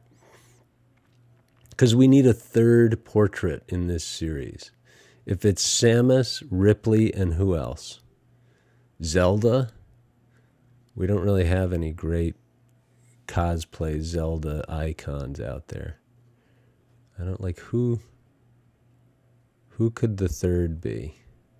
I don't mind it being Taylor Swift. I don't have to explicitly say what the theme is. But maybe we just hold off on T Swift for a little while. Hard to resist.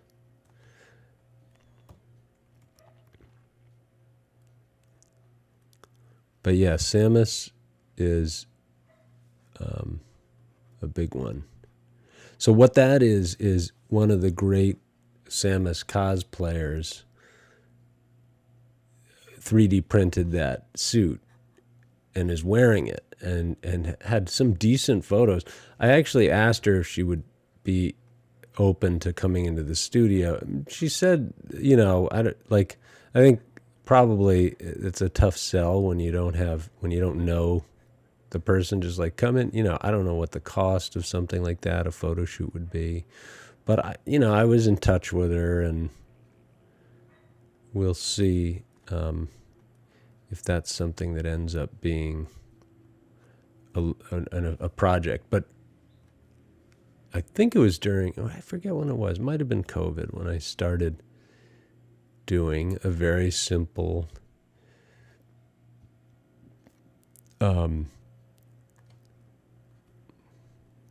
basically what I did was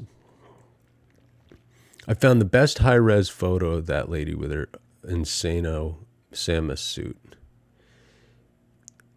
And then I silhouetted the suit out of the high-res photo and placed it into a background not unlike this one, where there's like smoke and clouds and planets in the background. So yeah, good catch on that, and exactly what I was thinking with Samus would be a good female badass hero follow up to this one.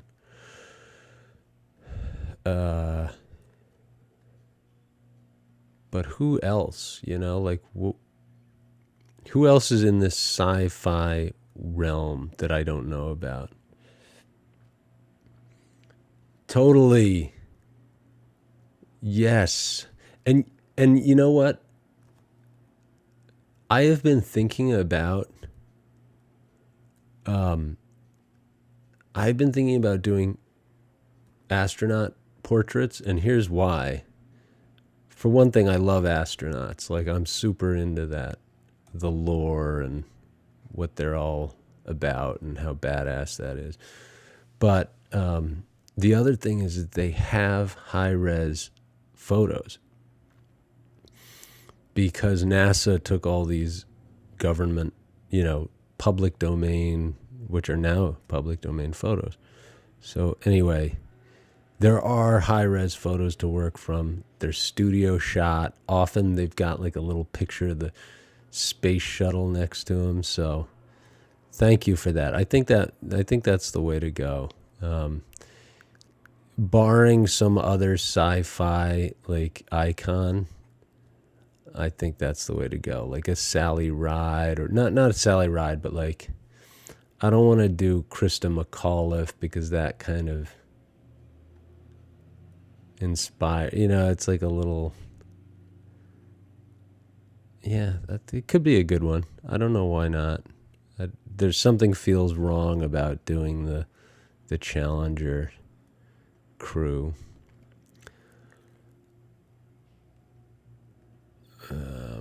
But we'll figure it out. Whoops, you see what happened there? I painted in the wrong thingy. But thanks for thinking through those concepts. Yeah, thanks for thinking about it though, because that's definitely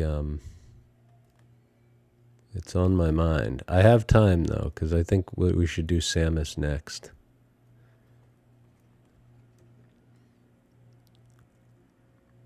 You know what it might be? We might have to do Sarah Connor from T2.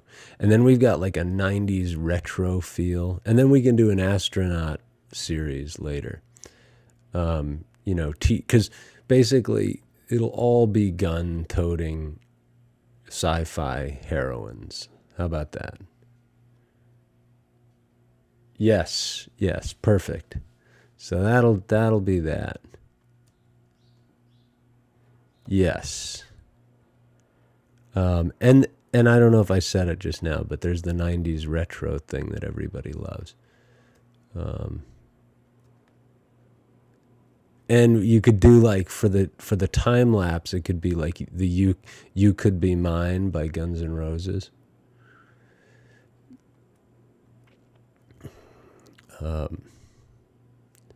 That whole album. But that would be the time lapse. For this one, if you can help me think production-wise, what would be a good song?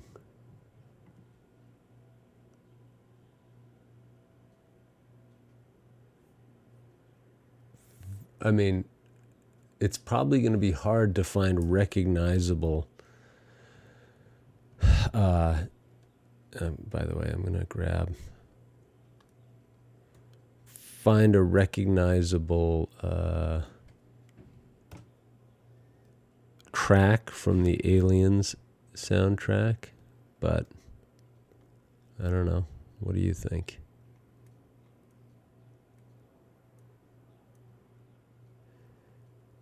Probably would just have to be some Aliens music.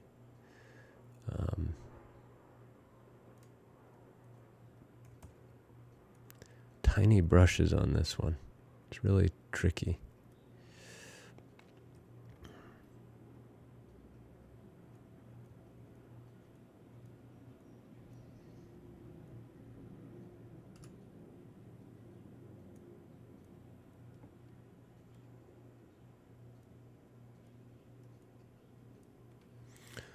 Blast in those lights.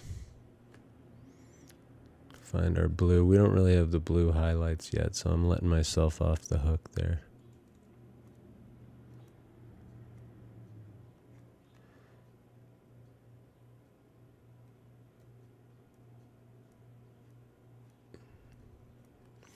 Yeah, the big advantage here is that I don't have to mix colors.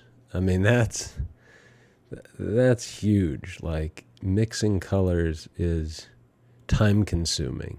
It's easy once you get into the zone a bit. But it definitely takes much more time.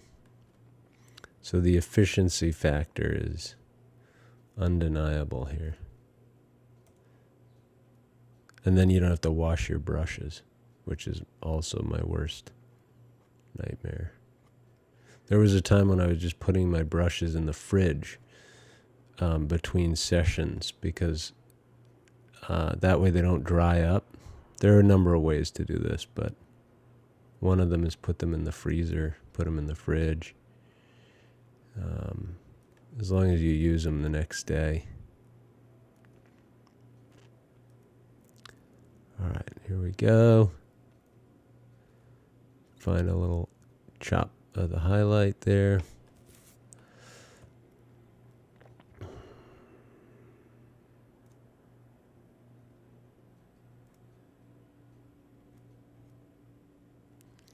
That was my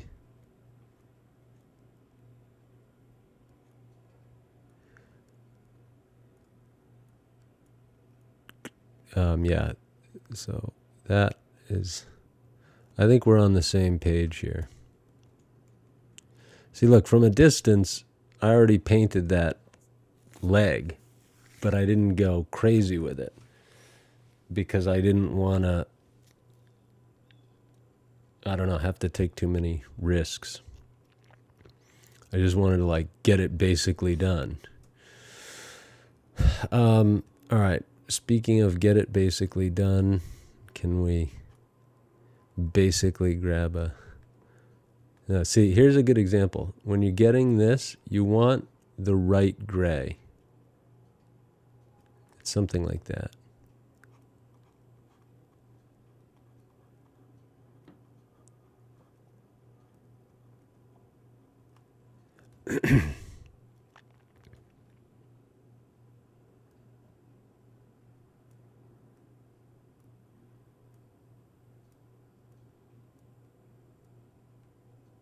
There's a highlight in there. There's a highlight everywhere. If you have to paint a highlight, stop and paint it right away. All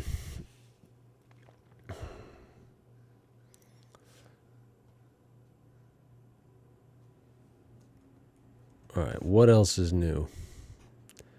Let's grab this.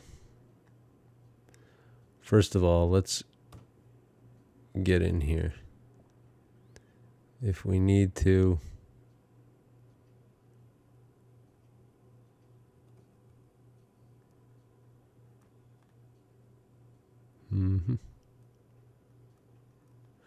something like that.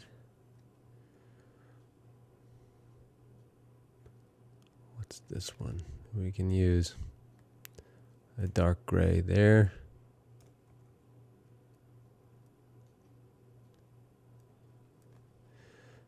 Then we got a dark gray tiny brush here.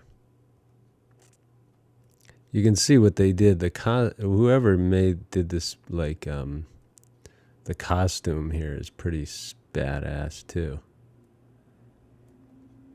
We're gonna get our lightest light. That's an easy one to grab. There's a lightest light here. And then there's a little bit of a light there.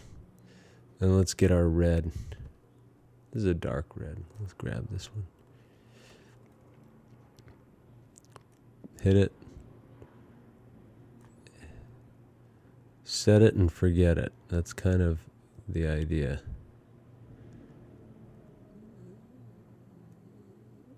Okay.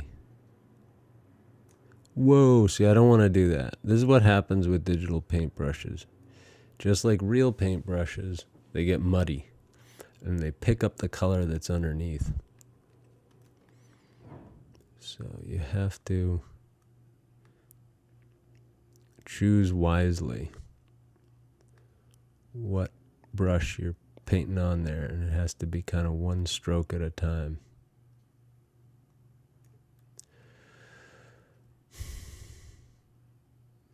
Get a dark.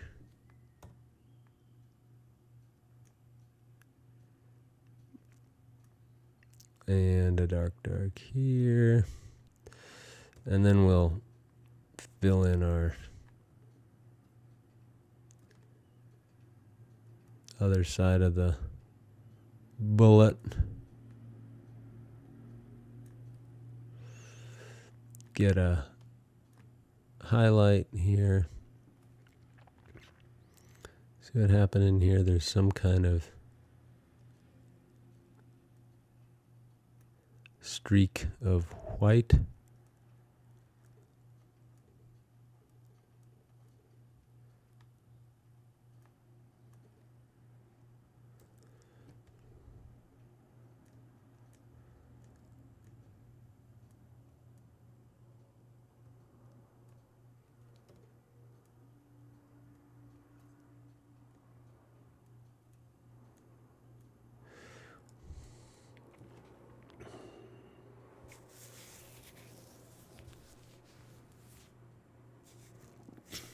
Okay. Let's find out what else is happening.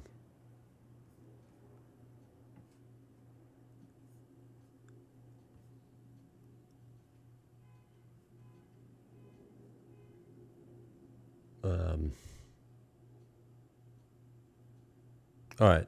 Looking around, I think what we need to do at this point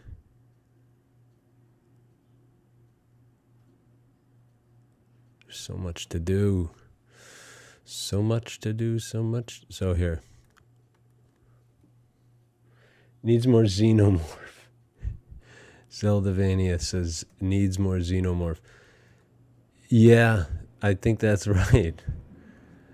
Should we just Photoshop in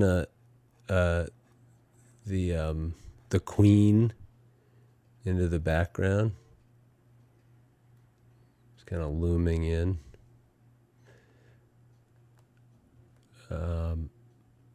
Right, this is sort of a color value that we don't have, so I'm going to take it. It's like a more of a lavender, but brown. It's similar, the colors here. Have you guys ever seen the work that matte painters do? I mean, they used to do it. I don't know if they do it anymore. Probably not. But these guys and girls who would do the paintings of like 1,000 stormtroopers lined up. That way they wouldn't have to shoot. They could just shoot like a little sequence of like Vader and what's his name? Emperor. Oh, another one could be Leia. I don't know. I think Sarah Connor is a bit, Sarah Connor's so far taken the cake here. All right, so here's our blue background. We're going to charge ahead some of these strokes.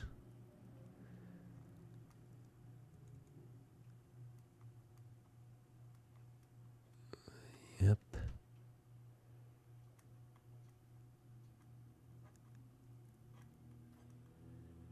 Something like that.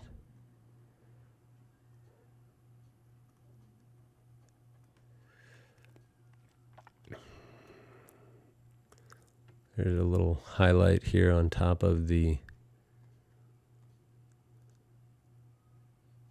hairline. I mean, not the hairline, the mass of the hair.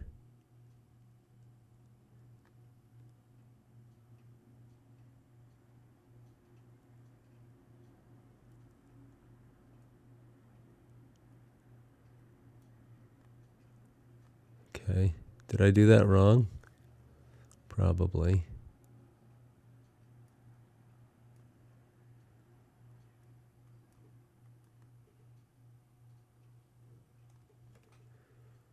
Grab this one.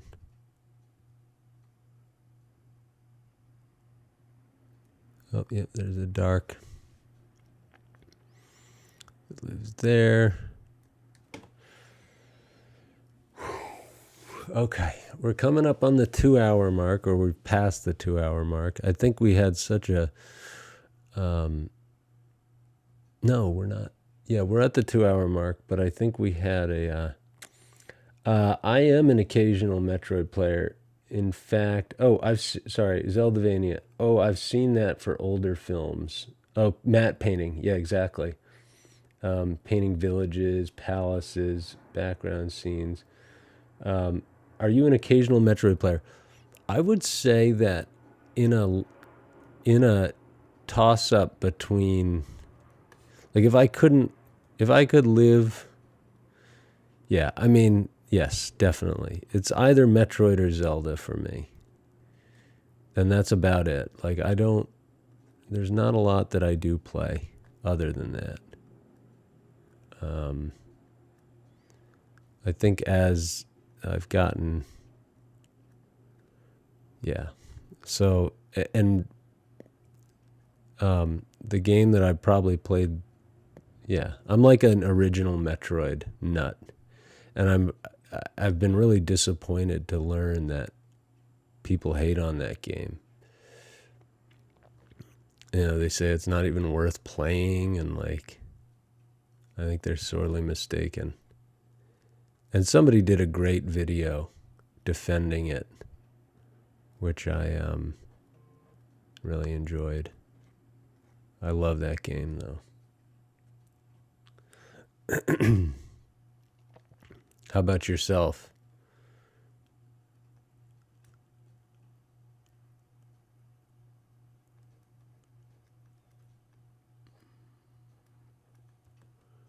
Got to get these darker darks in here.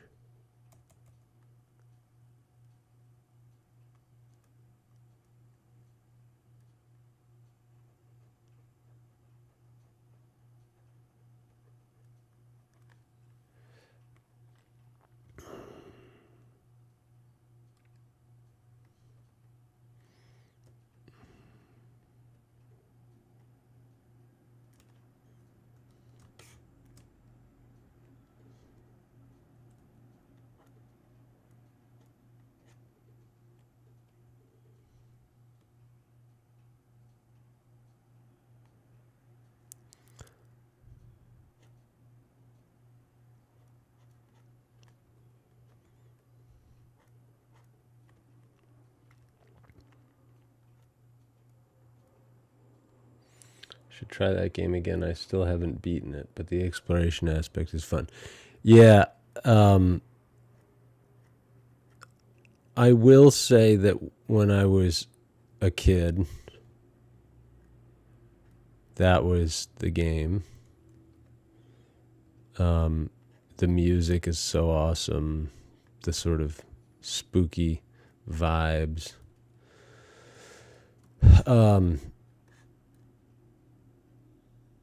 But like, what did I want to say about that? I'm not like, there was a time, like, I remember asking a teacher in my school, like, I was so frustrated I couldn't figure out where the high jump boots were or something like that. And I asked her, and she was like, make a map. And I've never been that kind of kid. Like, I will call Nintendo Power, I'll use the magazine. Because, like, I've never been that interested in, excuse me, big sneeze coming.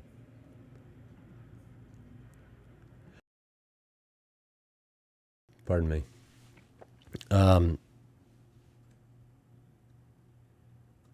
don't know. It's like, especially back then, it was so hard without Nintendo Power. It was too hard for me, I think.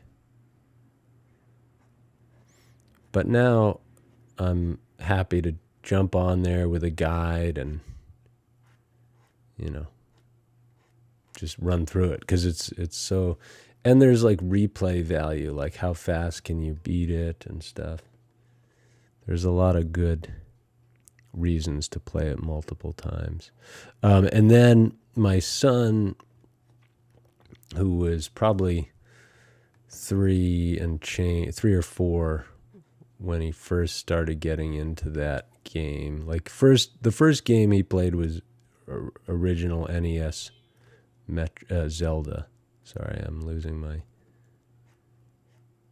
And that really inspired me to look back and see what are people doing with these games now, and it blew my mind, this speed running thing.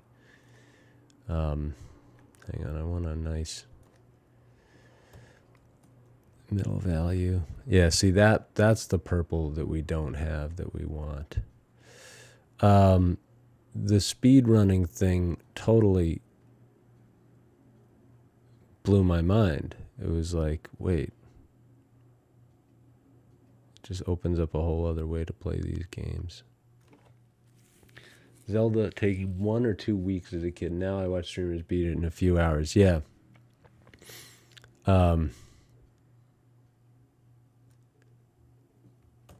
Yes. My journey getting back into Zelda started out with just when I bought my Nintendo Switch, I also got the Zelda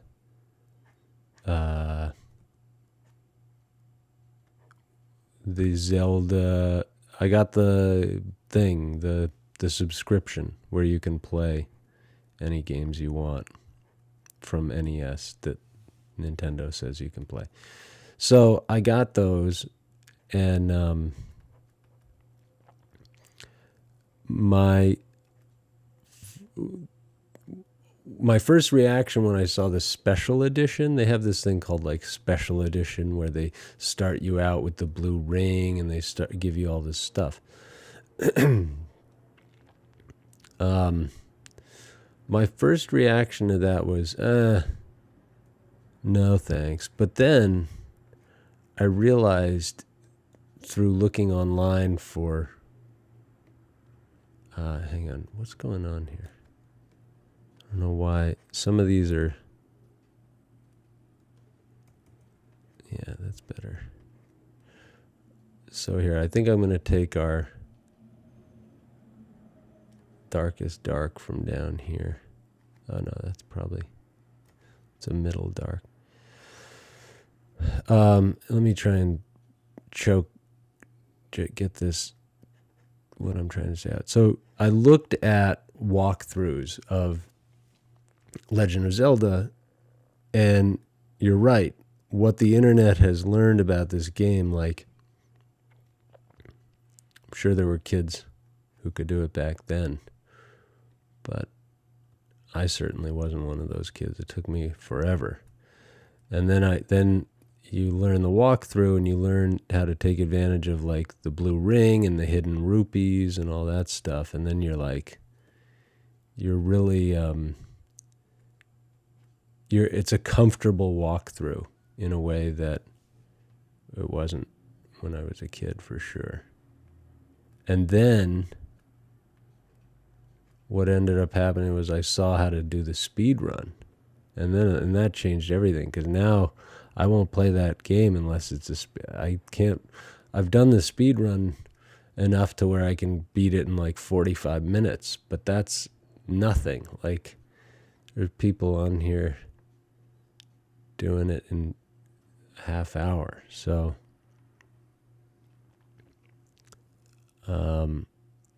but at a certain point you just figure out, you learn, you use the work of others to learn how to beat the game quickly. And it's its own kind of fun. It doesn't have quite the exploration. Anyway, I'm sort of not making a lot of sense because I see that I'm trying to have two different hats on at once when I'm thinking about speed running. But yeah, I remember, yeah. So Zelda 1 takes forever. And imagine not having Nintendo Power. Like, I remember in 1988, I went to an old neighbor's house after moving out of that neighborhood. And this kid could beat the game without dying once.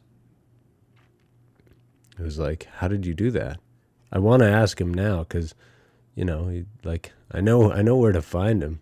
I wonder if he would even remember doing that. But it was unbelievable.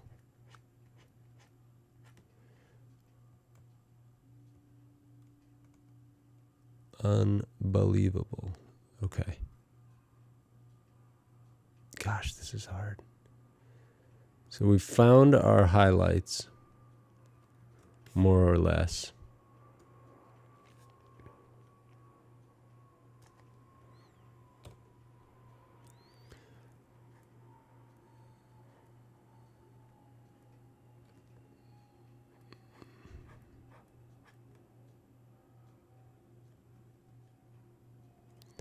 See our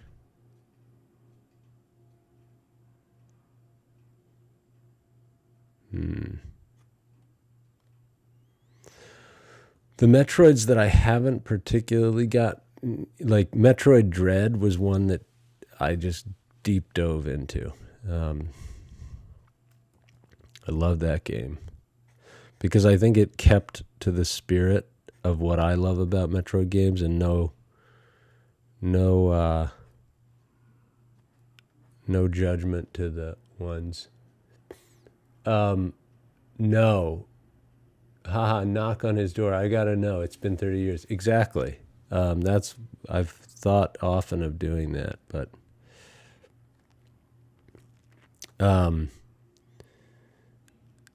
yeah, I want to know like what walkthrough technique he was using, like, and where he learned it, or if he just figured it out over time. Playing randomizer. You mean Metroid Dread randomizer? Or Zelda?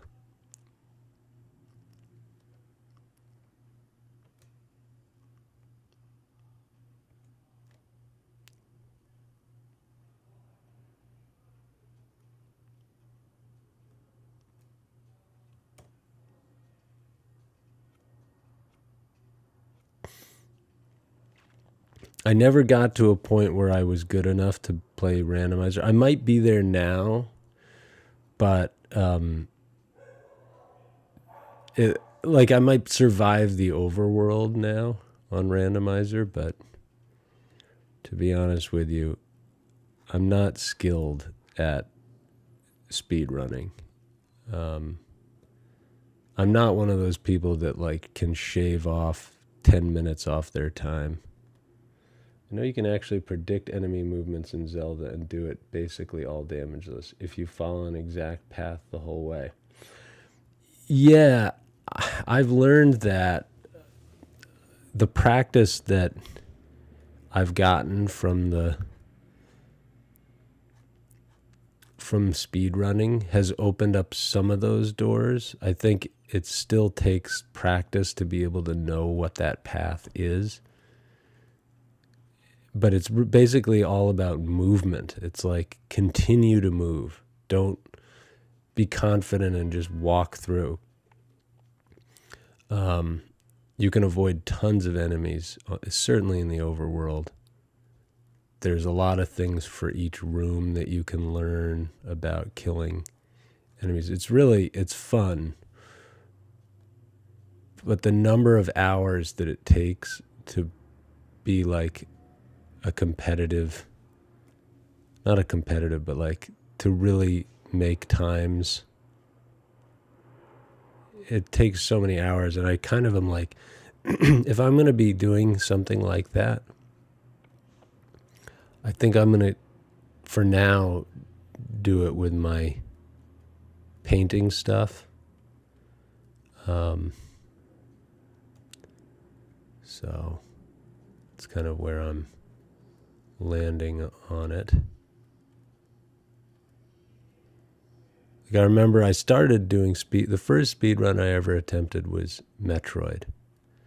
And I thought, wow, I get it. Like, you've got to learn the muscle memory for this thing. And then once you do, it's just going to take hours and hours and hours. And I thought 10,000 hours, maybe I'll go learn how to play the guitar or, something like that. So I remember doing that. And then I started doing the speed running here, which was so much fun. I'm not done with it, but yeah. It's, I say I'm not done with it. I'll be back to it. I just don't know when. It's certainly fun.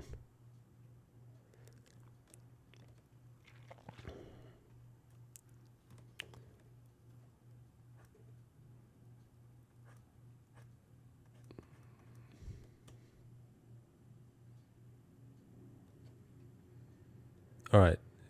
What we're seeing happening now is exactly what I'm talking about, with what you had awakened in me, the curiosity about what would happen if I didn't.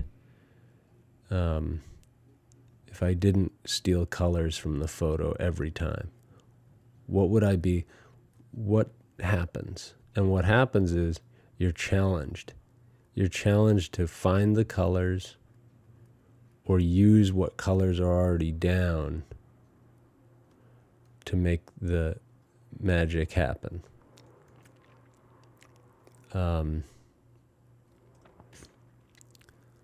So, well, yeah, what colors are already down?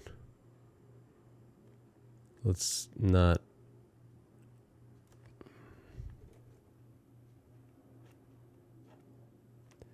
Or was it red?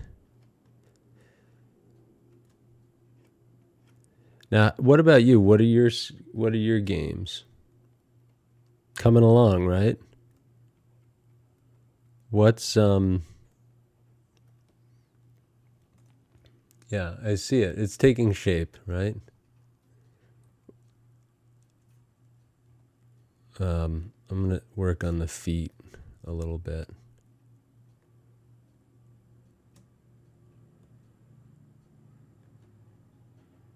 Like, are there contemporary Metroidvania games? Like, I'm one of those people that's like, I only listen to Metallica, but like, it's like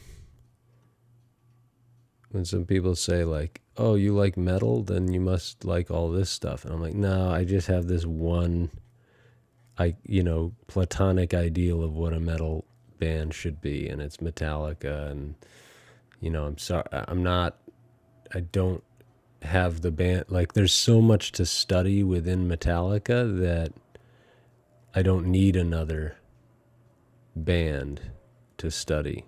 So, but it would probably be really fun. And I'm just sort of curious, like, what contemporary Metroidvania games are there that I'm missing out on? Somebody told me there's one called, is it Undertale, or is that more role playing? I don't know. I'm curious. What am I missing? What do you recommend? It's on the left leg fell deeper than the photo. Yes. Over here, I hope that's true. I want that to be the case. So those parts on the left leg feel deeper than the photo. Yes. And that's sort of what I want. I want the painting to have inaccuracies that suffice, but do not. See, there I go. I'm grabbing colors.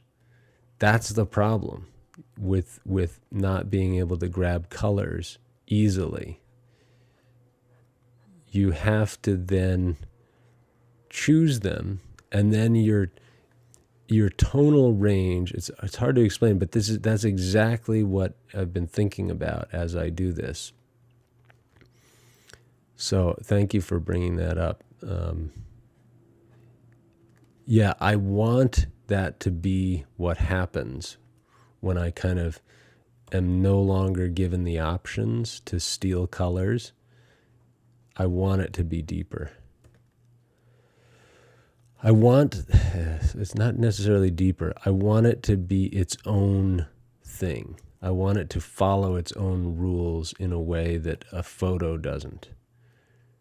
And it's hard to describe that, but you've seen it. You're seeing what it is that I'm trying to do here.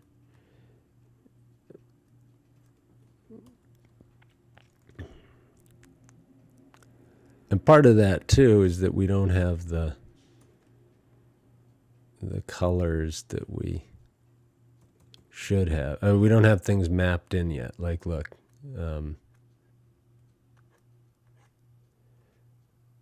gosh, I watched sort of not sort of a sad, really a tragic documentary. I was hoping it would be a bit less dark, but it was the Gary Coleman on Peacock. Speaking of 80s icons, that was a sad film. So, I just started to drop that. I just had a memory of watching that last night and it's really a heartbreaking story. But here, look, all this, there's so much more detail within this that normally I would get if I was going that photorealistic way, but I'm trying to avoid that, and we'll see if I can do it.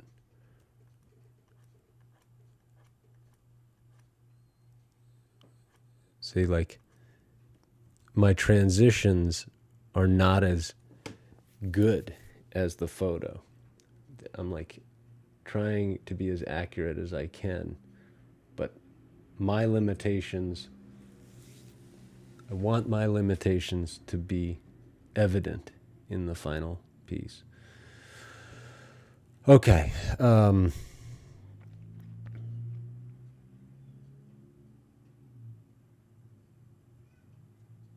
So much to do here. And so much of it is stuff that I'm not great at. Here, look at this. This line here. Let's find this looks like Nevada, right? Nevada.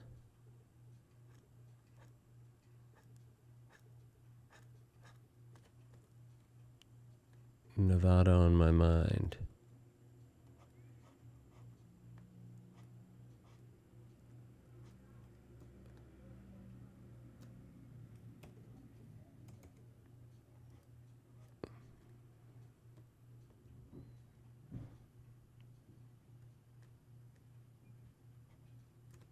Something like this.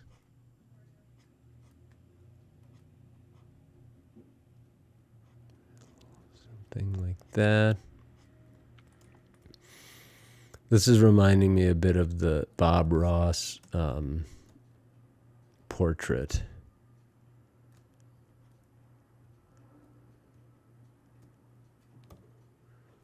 Where we had quite a bit of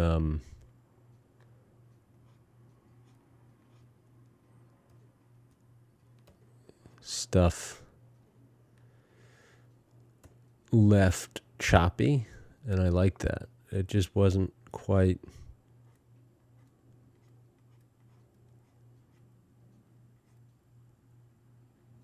illustrative enough. I want it to be illustrative. So you're looking, when you're painting, you're looking for how it's going down. And then you can grab colors that are down, and you say, well, I like the way that one went down. Whoops. And you can use that one. Or you can use this one.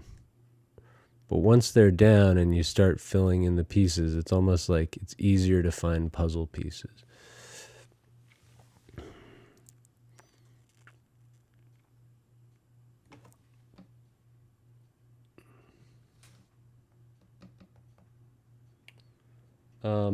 So I forgot what we said would happen. In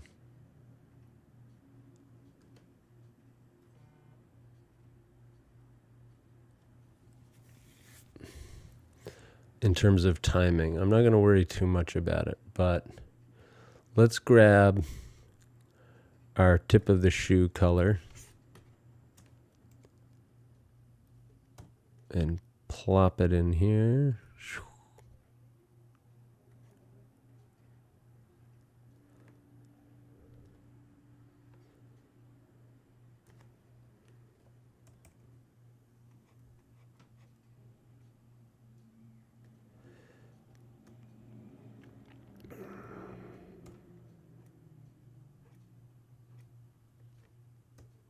Did I just steal colors again? See, it's fine. Like, if you, again, it's about limiting yourself, and within those boundaries, it's like good fence. It's like, you ever hear that thing about cows when they're in a pasture? If they don't have a fence around, they'll just spend their whole time trying to find the fence. If they don't have a barrier, they'll just noodle along until they don't know. But if you have a barrier and you say, look, I'm not going to mix up all these new colors. These are the ones I have. I'm not going to keep zooming back and forth because it's making me dizzy. And the colors that I'm getting from there are too good. They're like too accurate. That's sort of what I'm getting at. I hope that's the theme of today's session, has been trying to really switch gears, I think, and that's what's so cool about this platform, like Zeldavania, your input there, even though that's not, we know that you were not saying, oh, like you're taking advantage of, like, I could have read that like, oh no, I'm not cheating. Like, let me show you what I can do. A little bit, it was like that. Like, it kind of pricked my sense of ego. And I was like, oh yeah, I'd forgotten that one of the things I wanted to do was become more illustrative with this one, more comic booky. And the way you can get more comic booky is just to limit your colors. Because look, in comic books, they don't have the transitions. It's just colored in, with one set of colors. So anyway, I'm really pleased with how this day changed somewhat unexpectedly from that comment from the chat. So I thank you for that. It's not going to be easy, but it can be done. So look, here's a darker, deeper blue. You can tell it's more blue than the pants. So we're going to hit that in. We're going to get our blue value to the right of the Reebok thingy. Whoop. And then highlight on the Reebok. Here I say, I was just opining about how great it is to not steal colors. But I'm stealing colors because they're bluer. Okay, so something like that, and then you can find the underline very easily. Carve under there.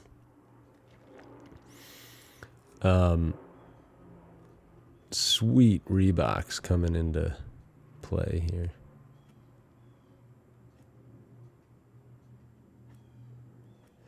See, it's like, we know what that is, it doesn't always help to articulate it exactly like a photo. It really depends on what you're doing. And here we go. There's a nice pull in there. Let's get the blue background here. It's that greeny blue space background that we like.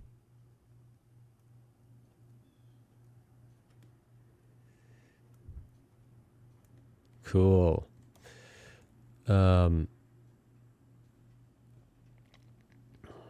Zeldavania. I was just so impressed by how accurate you are. Realizing that you can sample made it seem more doable for me. Yes, I know some professionals copy a ton, like comic book artists, but they have time constraints. Exactly. Yeah,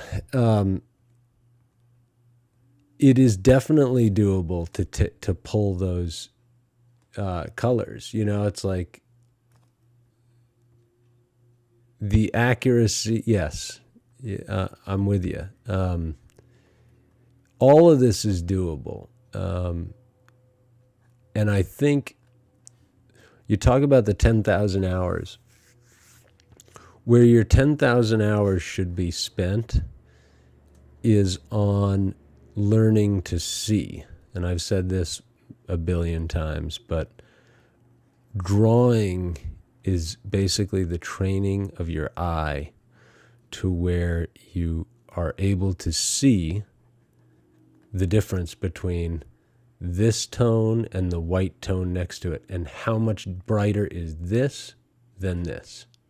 Okay, so when you learn academic painting, you're essentially learning how to see how darks evolve from dark into light. Easier shown than just described, but the difficult part of what I'm doing here is not picking the color. It's picking the value. It's knowing whether it's too dark or too light in that given space. That's really,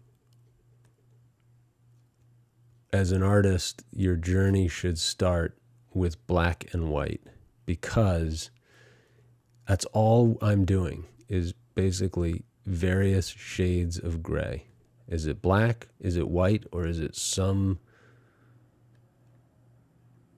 mixture of the two? And yes, you could say, well, this is a different color, and sure, it is. But the color doesn't matter, because in the end, if I were to turn this whole image black and white right now, it would still look like Ripley.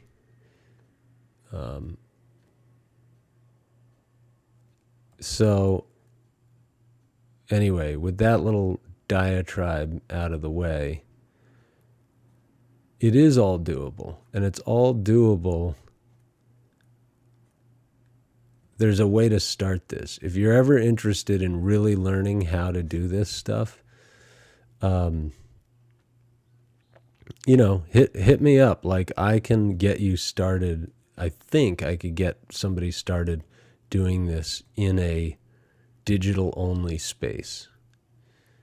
I really think I could do that.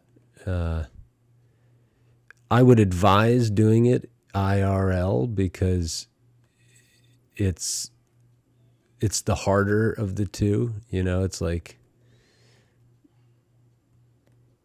painting photos or painting things that are three-dimensional is far more challenging than painting things that are flat. But you have to start somewhere, and if you want to start learning about that and really get that sort of accuracy, and you have that accuracy bug, which I definitely have. I want it. I want the accuracy, but I kind of want accuracy not at the expense of emotion. But I think I'm also learning and growing as an artist because of digital. This digital experience is like teaching me things about painting that I didn't know. So it's all good and all educational.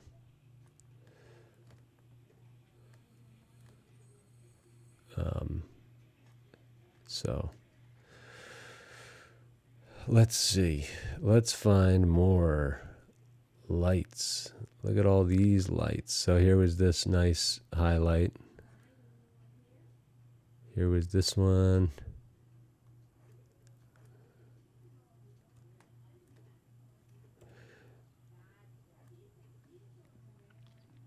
When did I start working in digital?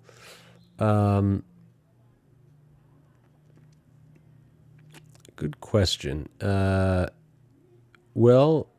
ooh, there I go. Um, I'm trying to police myself here.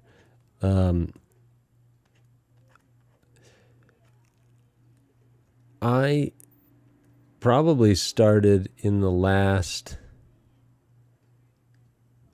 This is the first time in my life that I've been like consistently hitting it up.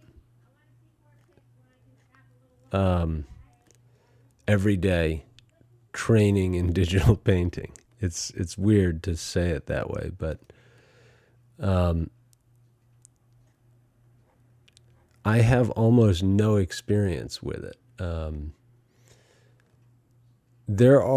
You can see on my Instagram thing around the time when I did the Samus painting, and I did a Bob Ross sketch in digital, and I did some old master, just some copies of like Velasquez and stuff. But I didn't log many hours in digital because I started doing it, and then I noticed actually that the feedback from my portrait painters group on Facebook was like, digital, we don't care. And I know that's not like a good barometer, because in the end, what I finally said recently was, this is fun. It doesn't matter whether somebody thinks it's not a legitimate painting method. It still kind of hurts and gets me like eager to explain why it is legit. But that's a secondary win. I think if you enjoy what it is, which I really do, I like how it's contained. You can do it in your home. You don't have to have like a big space for it. And it basically acts the same way without all the cleanup and the mess. And, probably people who are like superb technicians in oil paint would say, there's no way that acts the same. Wow, I wonder how many classic artists switch to digital and get that response. I don't know. It's not like anybody said it. It's just like if I put a painting up there and I say this is oil on canvas, people are like, wow, But if you look at my paintings, and then I put a painting that's digital on Facebook, it's crickets. It's like 3 likes, Again, I'm not like a like hound. I mean, I like likes as much as the next guy, but I try to not just obsess over that being the driving force. But I think what I'm saying is nobody said digital, so what? Nobody said that. It's just you can tell from the feedback that when they see that it's digital, they say, oh, this is Photoshop is a filter. Like he put the photo in there and he said, make this look like a watercolor, and boom, you're done. And as you can see, it takes me 24 hours sometimes to get a result here. So it's not at all like that. It takes as long as, in many cases, as painting. So, oh boy, you kind of like it touched a nerve when people were saying. I did have 1 or 2 comments that were like, what's the point of this?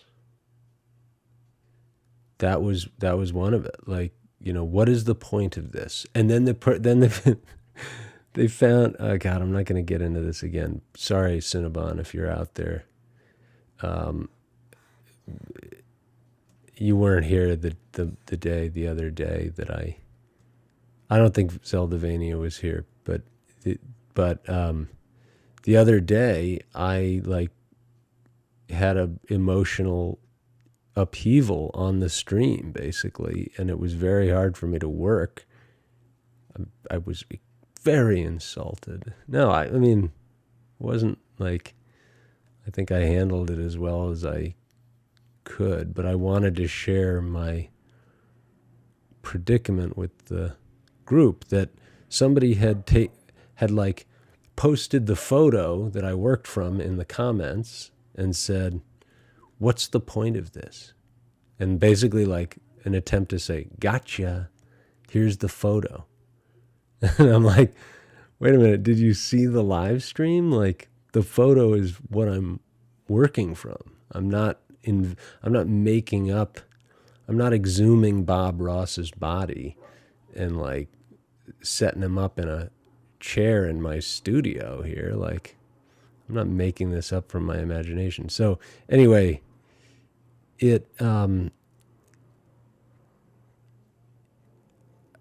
likes aren't important, but if somebody starts to attack the very nature of, like, they're saying digital art is, if they're saying digital painting is illegitimate, that's where I'm going to get in here and say, no, it's not. And I have the chops to prove it. Like, if you look at my paintings on Instagram that are oil paintings, in fact, that's why I keep the top 3 oil, because I want it to be known that, like, if you look closely at those paintings and you look closely at these paintings, like, look, see the brushwork here? My brushwork is awful compared to a lot of great oil painters and digital painters. But point is, my brushwork here looks like what my brushwork looks like in oil. That's what's important. It's like my style, my like personality. I can't get away from it.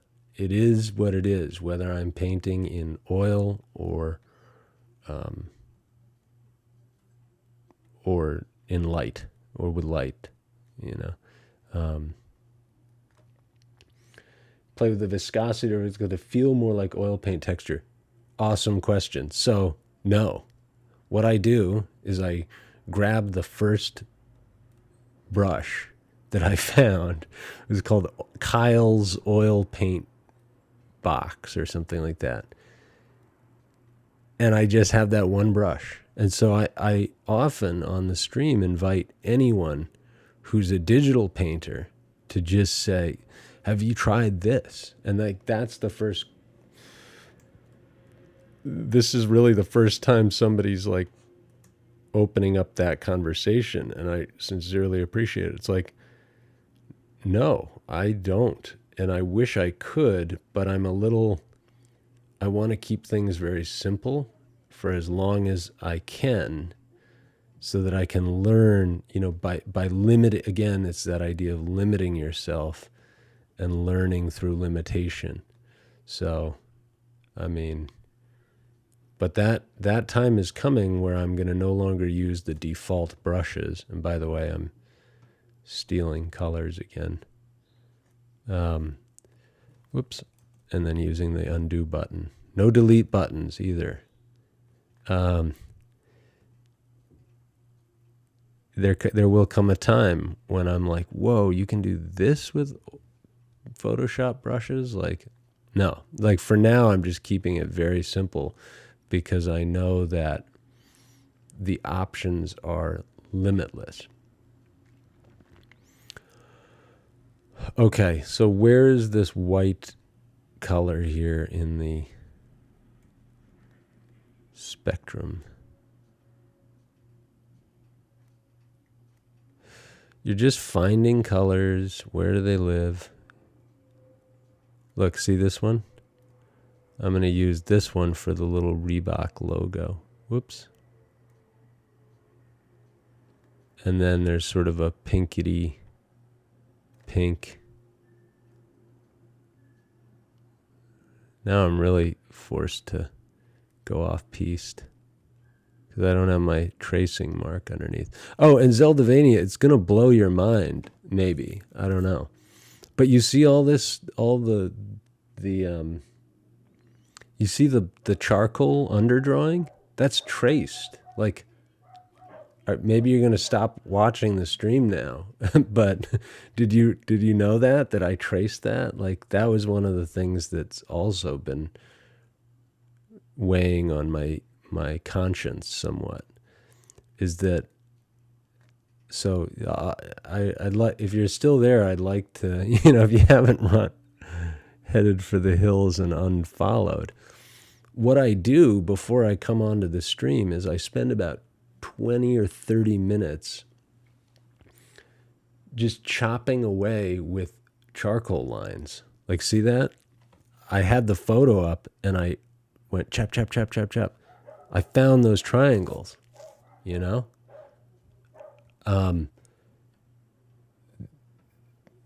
Does that change your opinion on whether this is doable or not? If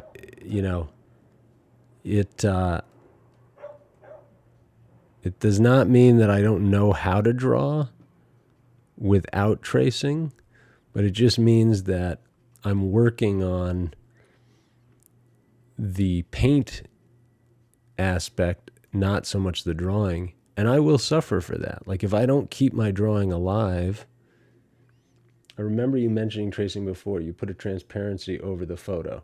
Exactly. I take the photo, the canvas texture.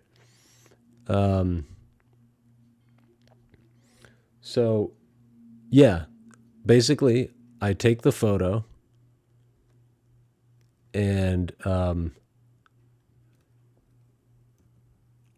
my brother asked me, why don't we see in your time lapses the tracing part? And I say, because I don't want to open up the discussion to people like Linda and so forth who've attacked me on Facebook and say, you're tracing. You don't even know how to draw. It is tracing. That's what I do. That's what I do when I, like, first of all, I studied painting for a long time and I know how to draw. I'm not a very good drafts person.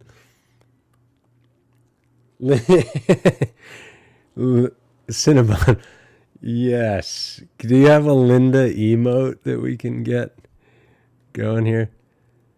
Here we go. But see, this is great conversation because I think Cinnabon, I don't know what your experience with art is or painting yourself, but I know that Zeldavania can draw. And so this is where the rubber meets the road and you're like discussing drawing in context.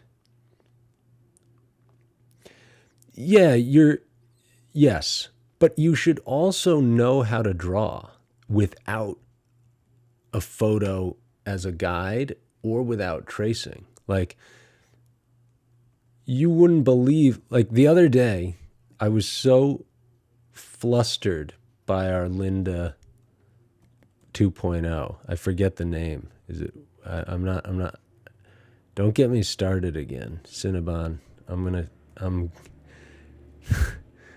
The rage is starting to come back. No. What was I going to say? I see red now. That's all I see. The other day after my outrage, I decided, you know what? Actually, it was my brother who was like, why don't we see you drawing the lines? And I said, well, because I don't want to open up the door for people saying that I'm tracing.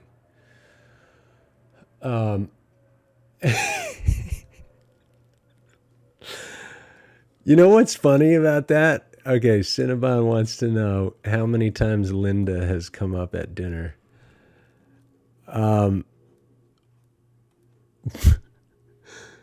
It's a lot, but it's not as much as comes up on stream. That's for sure. I'm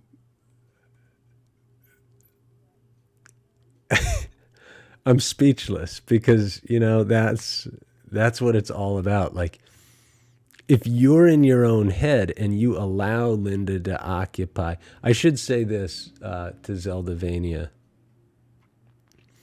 Linda is maybe not even a real person. I forget. Is it Barbara or Linda? Let's not, I don't want to get like sued or something or whatever. It doesn't matter. Linda is more like a state of mind wherein, whoops, what's happening? Freezy freakies. Where do I start with Linda? So, Zeldavania, I wish you had a picture of her to paint. That could be therapy. So that is exactly Cinnabon's suggestion. And I said, yes, we will do that one day. But what we're going to do, I think we should wait until I have, I said 20,000 followers. Then you're going to do some damage, like it would be therapeutic. But the problem is right now, what I want out of the deal, look, I'm stealing colors again. Here's all I want out of the deal is for her to see the painting and say, wow, that's beautiful. Like, thank you. But like, it's not going to happen because her gripe is not about whether or not, her gripe is about me as a painter, not being digital painter. Her gripe shifted to something else. Like, there's no spirit to this, there's no like, when she learned that I did it stroke by stroke, she doubled down and said, what you do isn't art, basically. And I was like, okay, wow. That's like a nuclear, I described it as farting in church for me, because like, this is such a big part of my life. I would almost call it like a religious sanctuary. So for her to attack that was like, wow. Okay. I get it if you think that I'm filtering photos, but that's not what I'm doing. I'm building these up like giant 300,000 piece puzzles, like that's, I don't know how many strokes I'm doing, but you could probably time it. You could probably count it out. It's not 300,000, but it's probably 10,000 strokes. I don't know. I think it would be therapeutic, but right now I'm too immature for it to be a therapeutic thing, because what I want out of the deal is for her to come in and say, you are absolved. Like, I recognize you as as a true master. But painting her photo will not do that. I think the only thing that would do that for her would be to, because she already saw that I painted so-and-so's photo, and that didn't impress her. She thought it was a filter job. And then even when she knew it wasn't a filter job, she continued to say, well, it's still crap. Whatever you're doing is crap, So I think the only way to impress her at this stage would be to do it in oil. Because that's what it comes down to, is like, people don't know enough the similarities and differences between digital painting and oil painting. So I think what we got to do is hit it in oil and then say, Linda, this is your portrait. I think that would probably, it's like, you look at any Instagram post, like, look at these Instagram time-lapse art paintings, okay? First of all, would I be able to do one of my Mr. Rogers time lapse in oil as quickly as I do it in digital? No, because I would have to drive to the studio. I have to paint the thing. I have to clean my brushes. The mixing of oils takes longer, but it wouldn't be too far off. I mean, when I do one of those life-size oil paintings that you see on my Instagram, if I really put my mind to it, I could finish one of those in 2 weeks, maybe. Probably, every day, 3 hours a day, 3 times 5 is 15, 30 hours. 30, 40 hours, I could get one of those things done. Depending on how much is in the background and all that stuff. But it probably takes double the time, if not, it's somewhere between 1-to-1 and 1-to-2, the time spent on an oil portrait versus this. Okay. So with that said, I don't know why I just lost my train of thought, but knowing that I could do that oil portrait, sorry, this is what I was going to say. Look at the like ratio on these. If I were to show the paintbrush, if I were to have a paintbrush flopping all over the time lapse, like these artists do, the likes would probably be significantly more than they are when it's digital. I'm telling you, there's something about people seeing it done with a real paintbrush that captures the imagination. Even though, as a technician, from the perspective of the artist, it's all the same. It's the same thing is happening, but there's a magic to it when it's done not in digital, that the audience thinks, "Whoa, look at that illusion! Like, how could he be doing that?" There's no illusion to it in digital, and I don't know. The only reason that there's no illusion is because they've never done digital painting. Because if you do it, you're like, oh, this is as hard and in some ways harder than oil painting. So with that rant said, if I want to get 20,000 followers, the only way to do it is going to be to go into the studio. And I do want followers, like I'm not going to try to pretend that I'm just doing this for the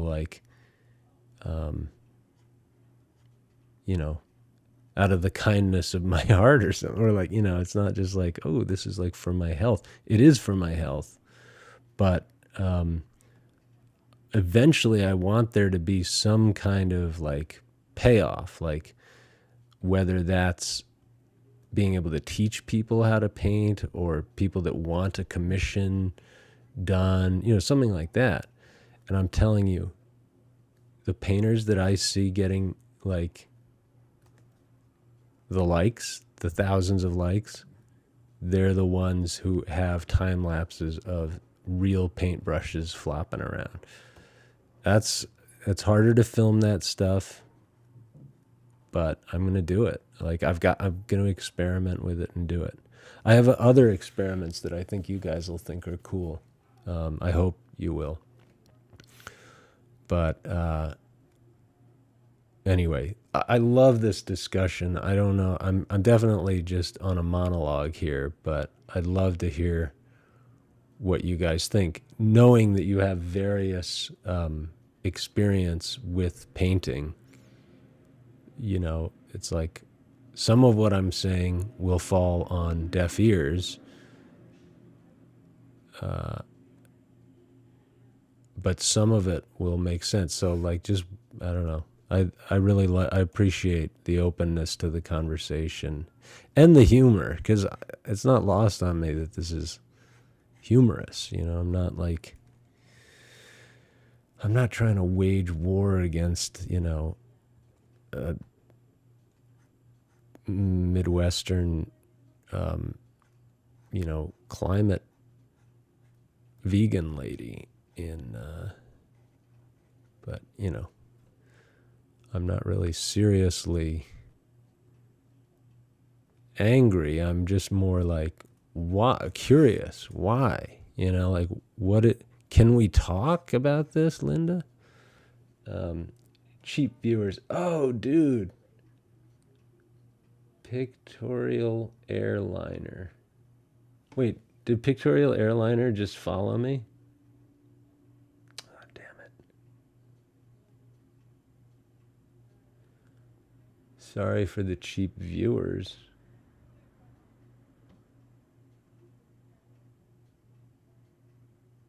Okay. Pictorial Airliner, ban, delete. Yes. Wait, what? Okay, well, whatever. I think you have to ban first. All right, look what's happening. Through my ranting emerges, you know, talk about therapy. That's all this is. It's just group therapy. And I want to thank you for your patience with my stories, such as they are. I wouldn't even, sort of a nondescript. All right, so what's going on? Yeah, Cinnabon Boy, I hope that, I don't know if that thumbs up was for banning the bot or just acknowledgement of the therapeutic nature of the relationship here, but whoops, what's that? So yeah, one day we'll get Linda out here. Come on out, or maybe a live,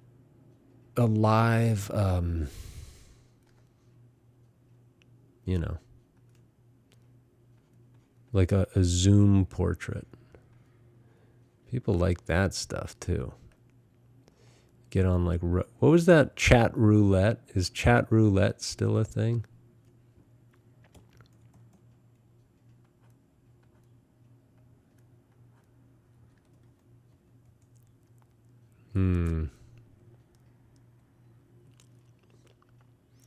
Linda emotes coming at you. I think one of these days I'm gonna get. I have 50 followers. No, I'm losing followers, unfortunately, on Twitch, and I think it's because I'm not doing streaming of video games. I don't know, but one of these days they're gonna let me put on like do the emote stuff and do the ads and all that, and I don't know if I'm gonna jump right into that, but I don't know. You tell me what you guys think.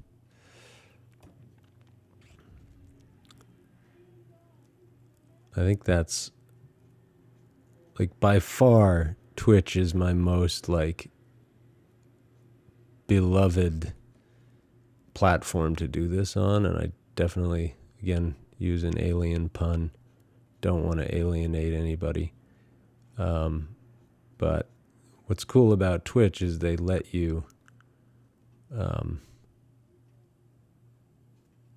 monetize. So okay.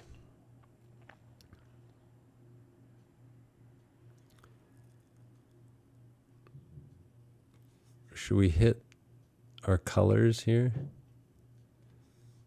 Yeah, let's get a couple of colors here.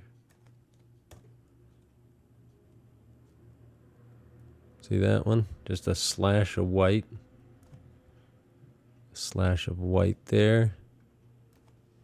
This will really impress Linda. Look. I'm not even painting. I'm just... Look, here's a dark. And then here's another highlight. And another one there.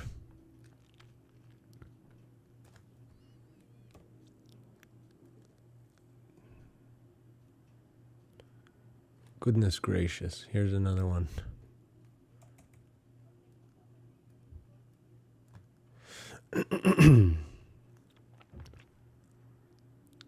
Here's another.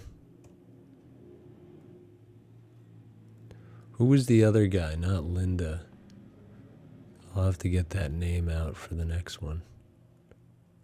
Joshua, something like that. I'm not. But yeah, to your point about like, there's usually one giant dump of how enraged I am about the online persecution, at dinner time or something like that. And very supportive. Really, what I'd like to do is be like, you do it then, if you don't like this. If you think this is so, then you try it. I'd like to see what you come up with. Anyway, God.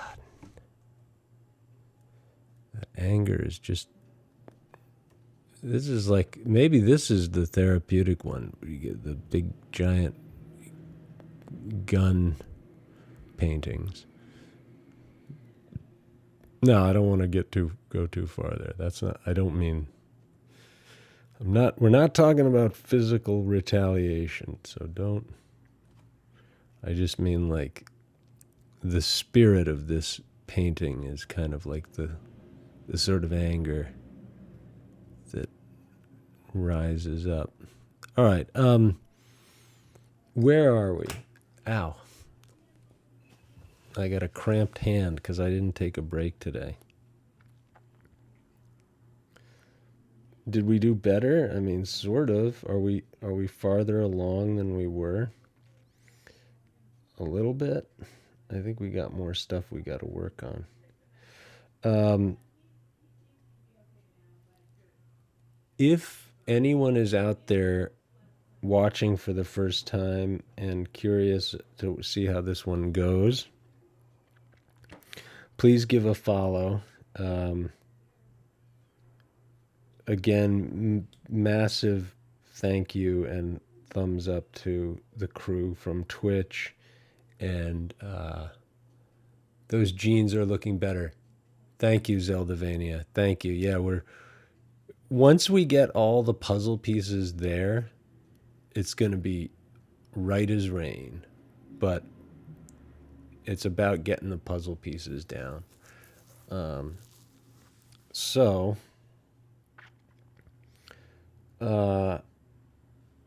was I going to say? Yeah. Oh, thank you. I was asking if we're doing better. Yeah, the jeans are better. We came a long way with the pants.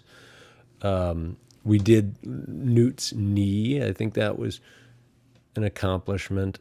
The head on Ripley certainly needs to be explored better. That was maybe not the right thing to start today, but the hand on the gun is looking good. I think we're doing good. We can almost leave some of that stuff brushy like that.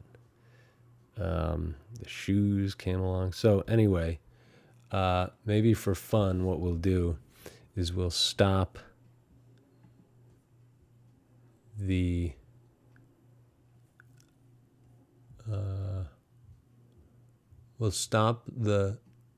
time lapse,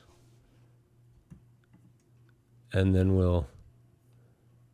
Can you see that? Okay, so. Oh no, that's fine. Oh yeah, bummer.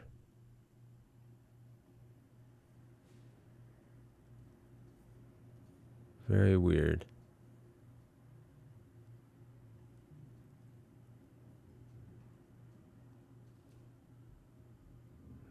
No, did I do this right? Yeah, anyway, don't worry about that. So here, look, that's our day. we started in with Newt's sweater, then we did a little bit of the head, and then the sweaty t-shirt, all that work on the pants, which never really resolved, but then it was like the bullets, boom, boom, boom on the Reeboks, and then the hand to finish it off. Cool. That's a day's work, I think. It opens us up till tomorrow. Like, I think tomorrow we'll really start seeing things like come into formation on the subject, like on Newt and Ripley. And then we're going to have a couple of horribly difficult days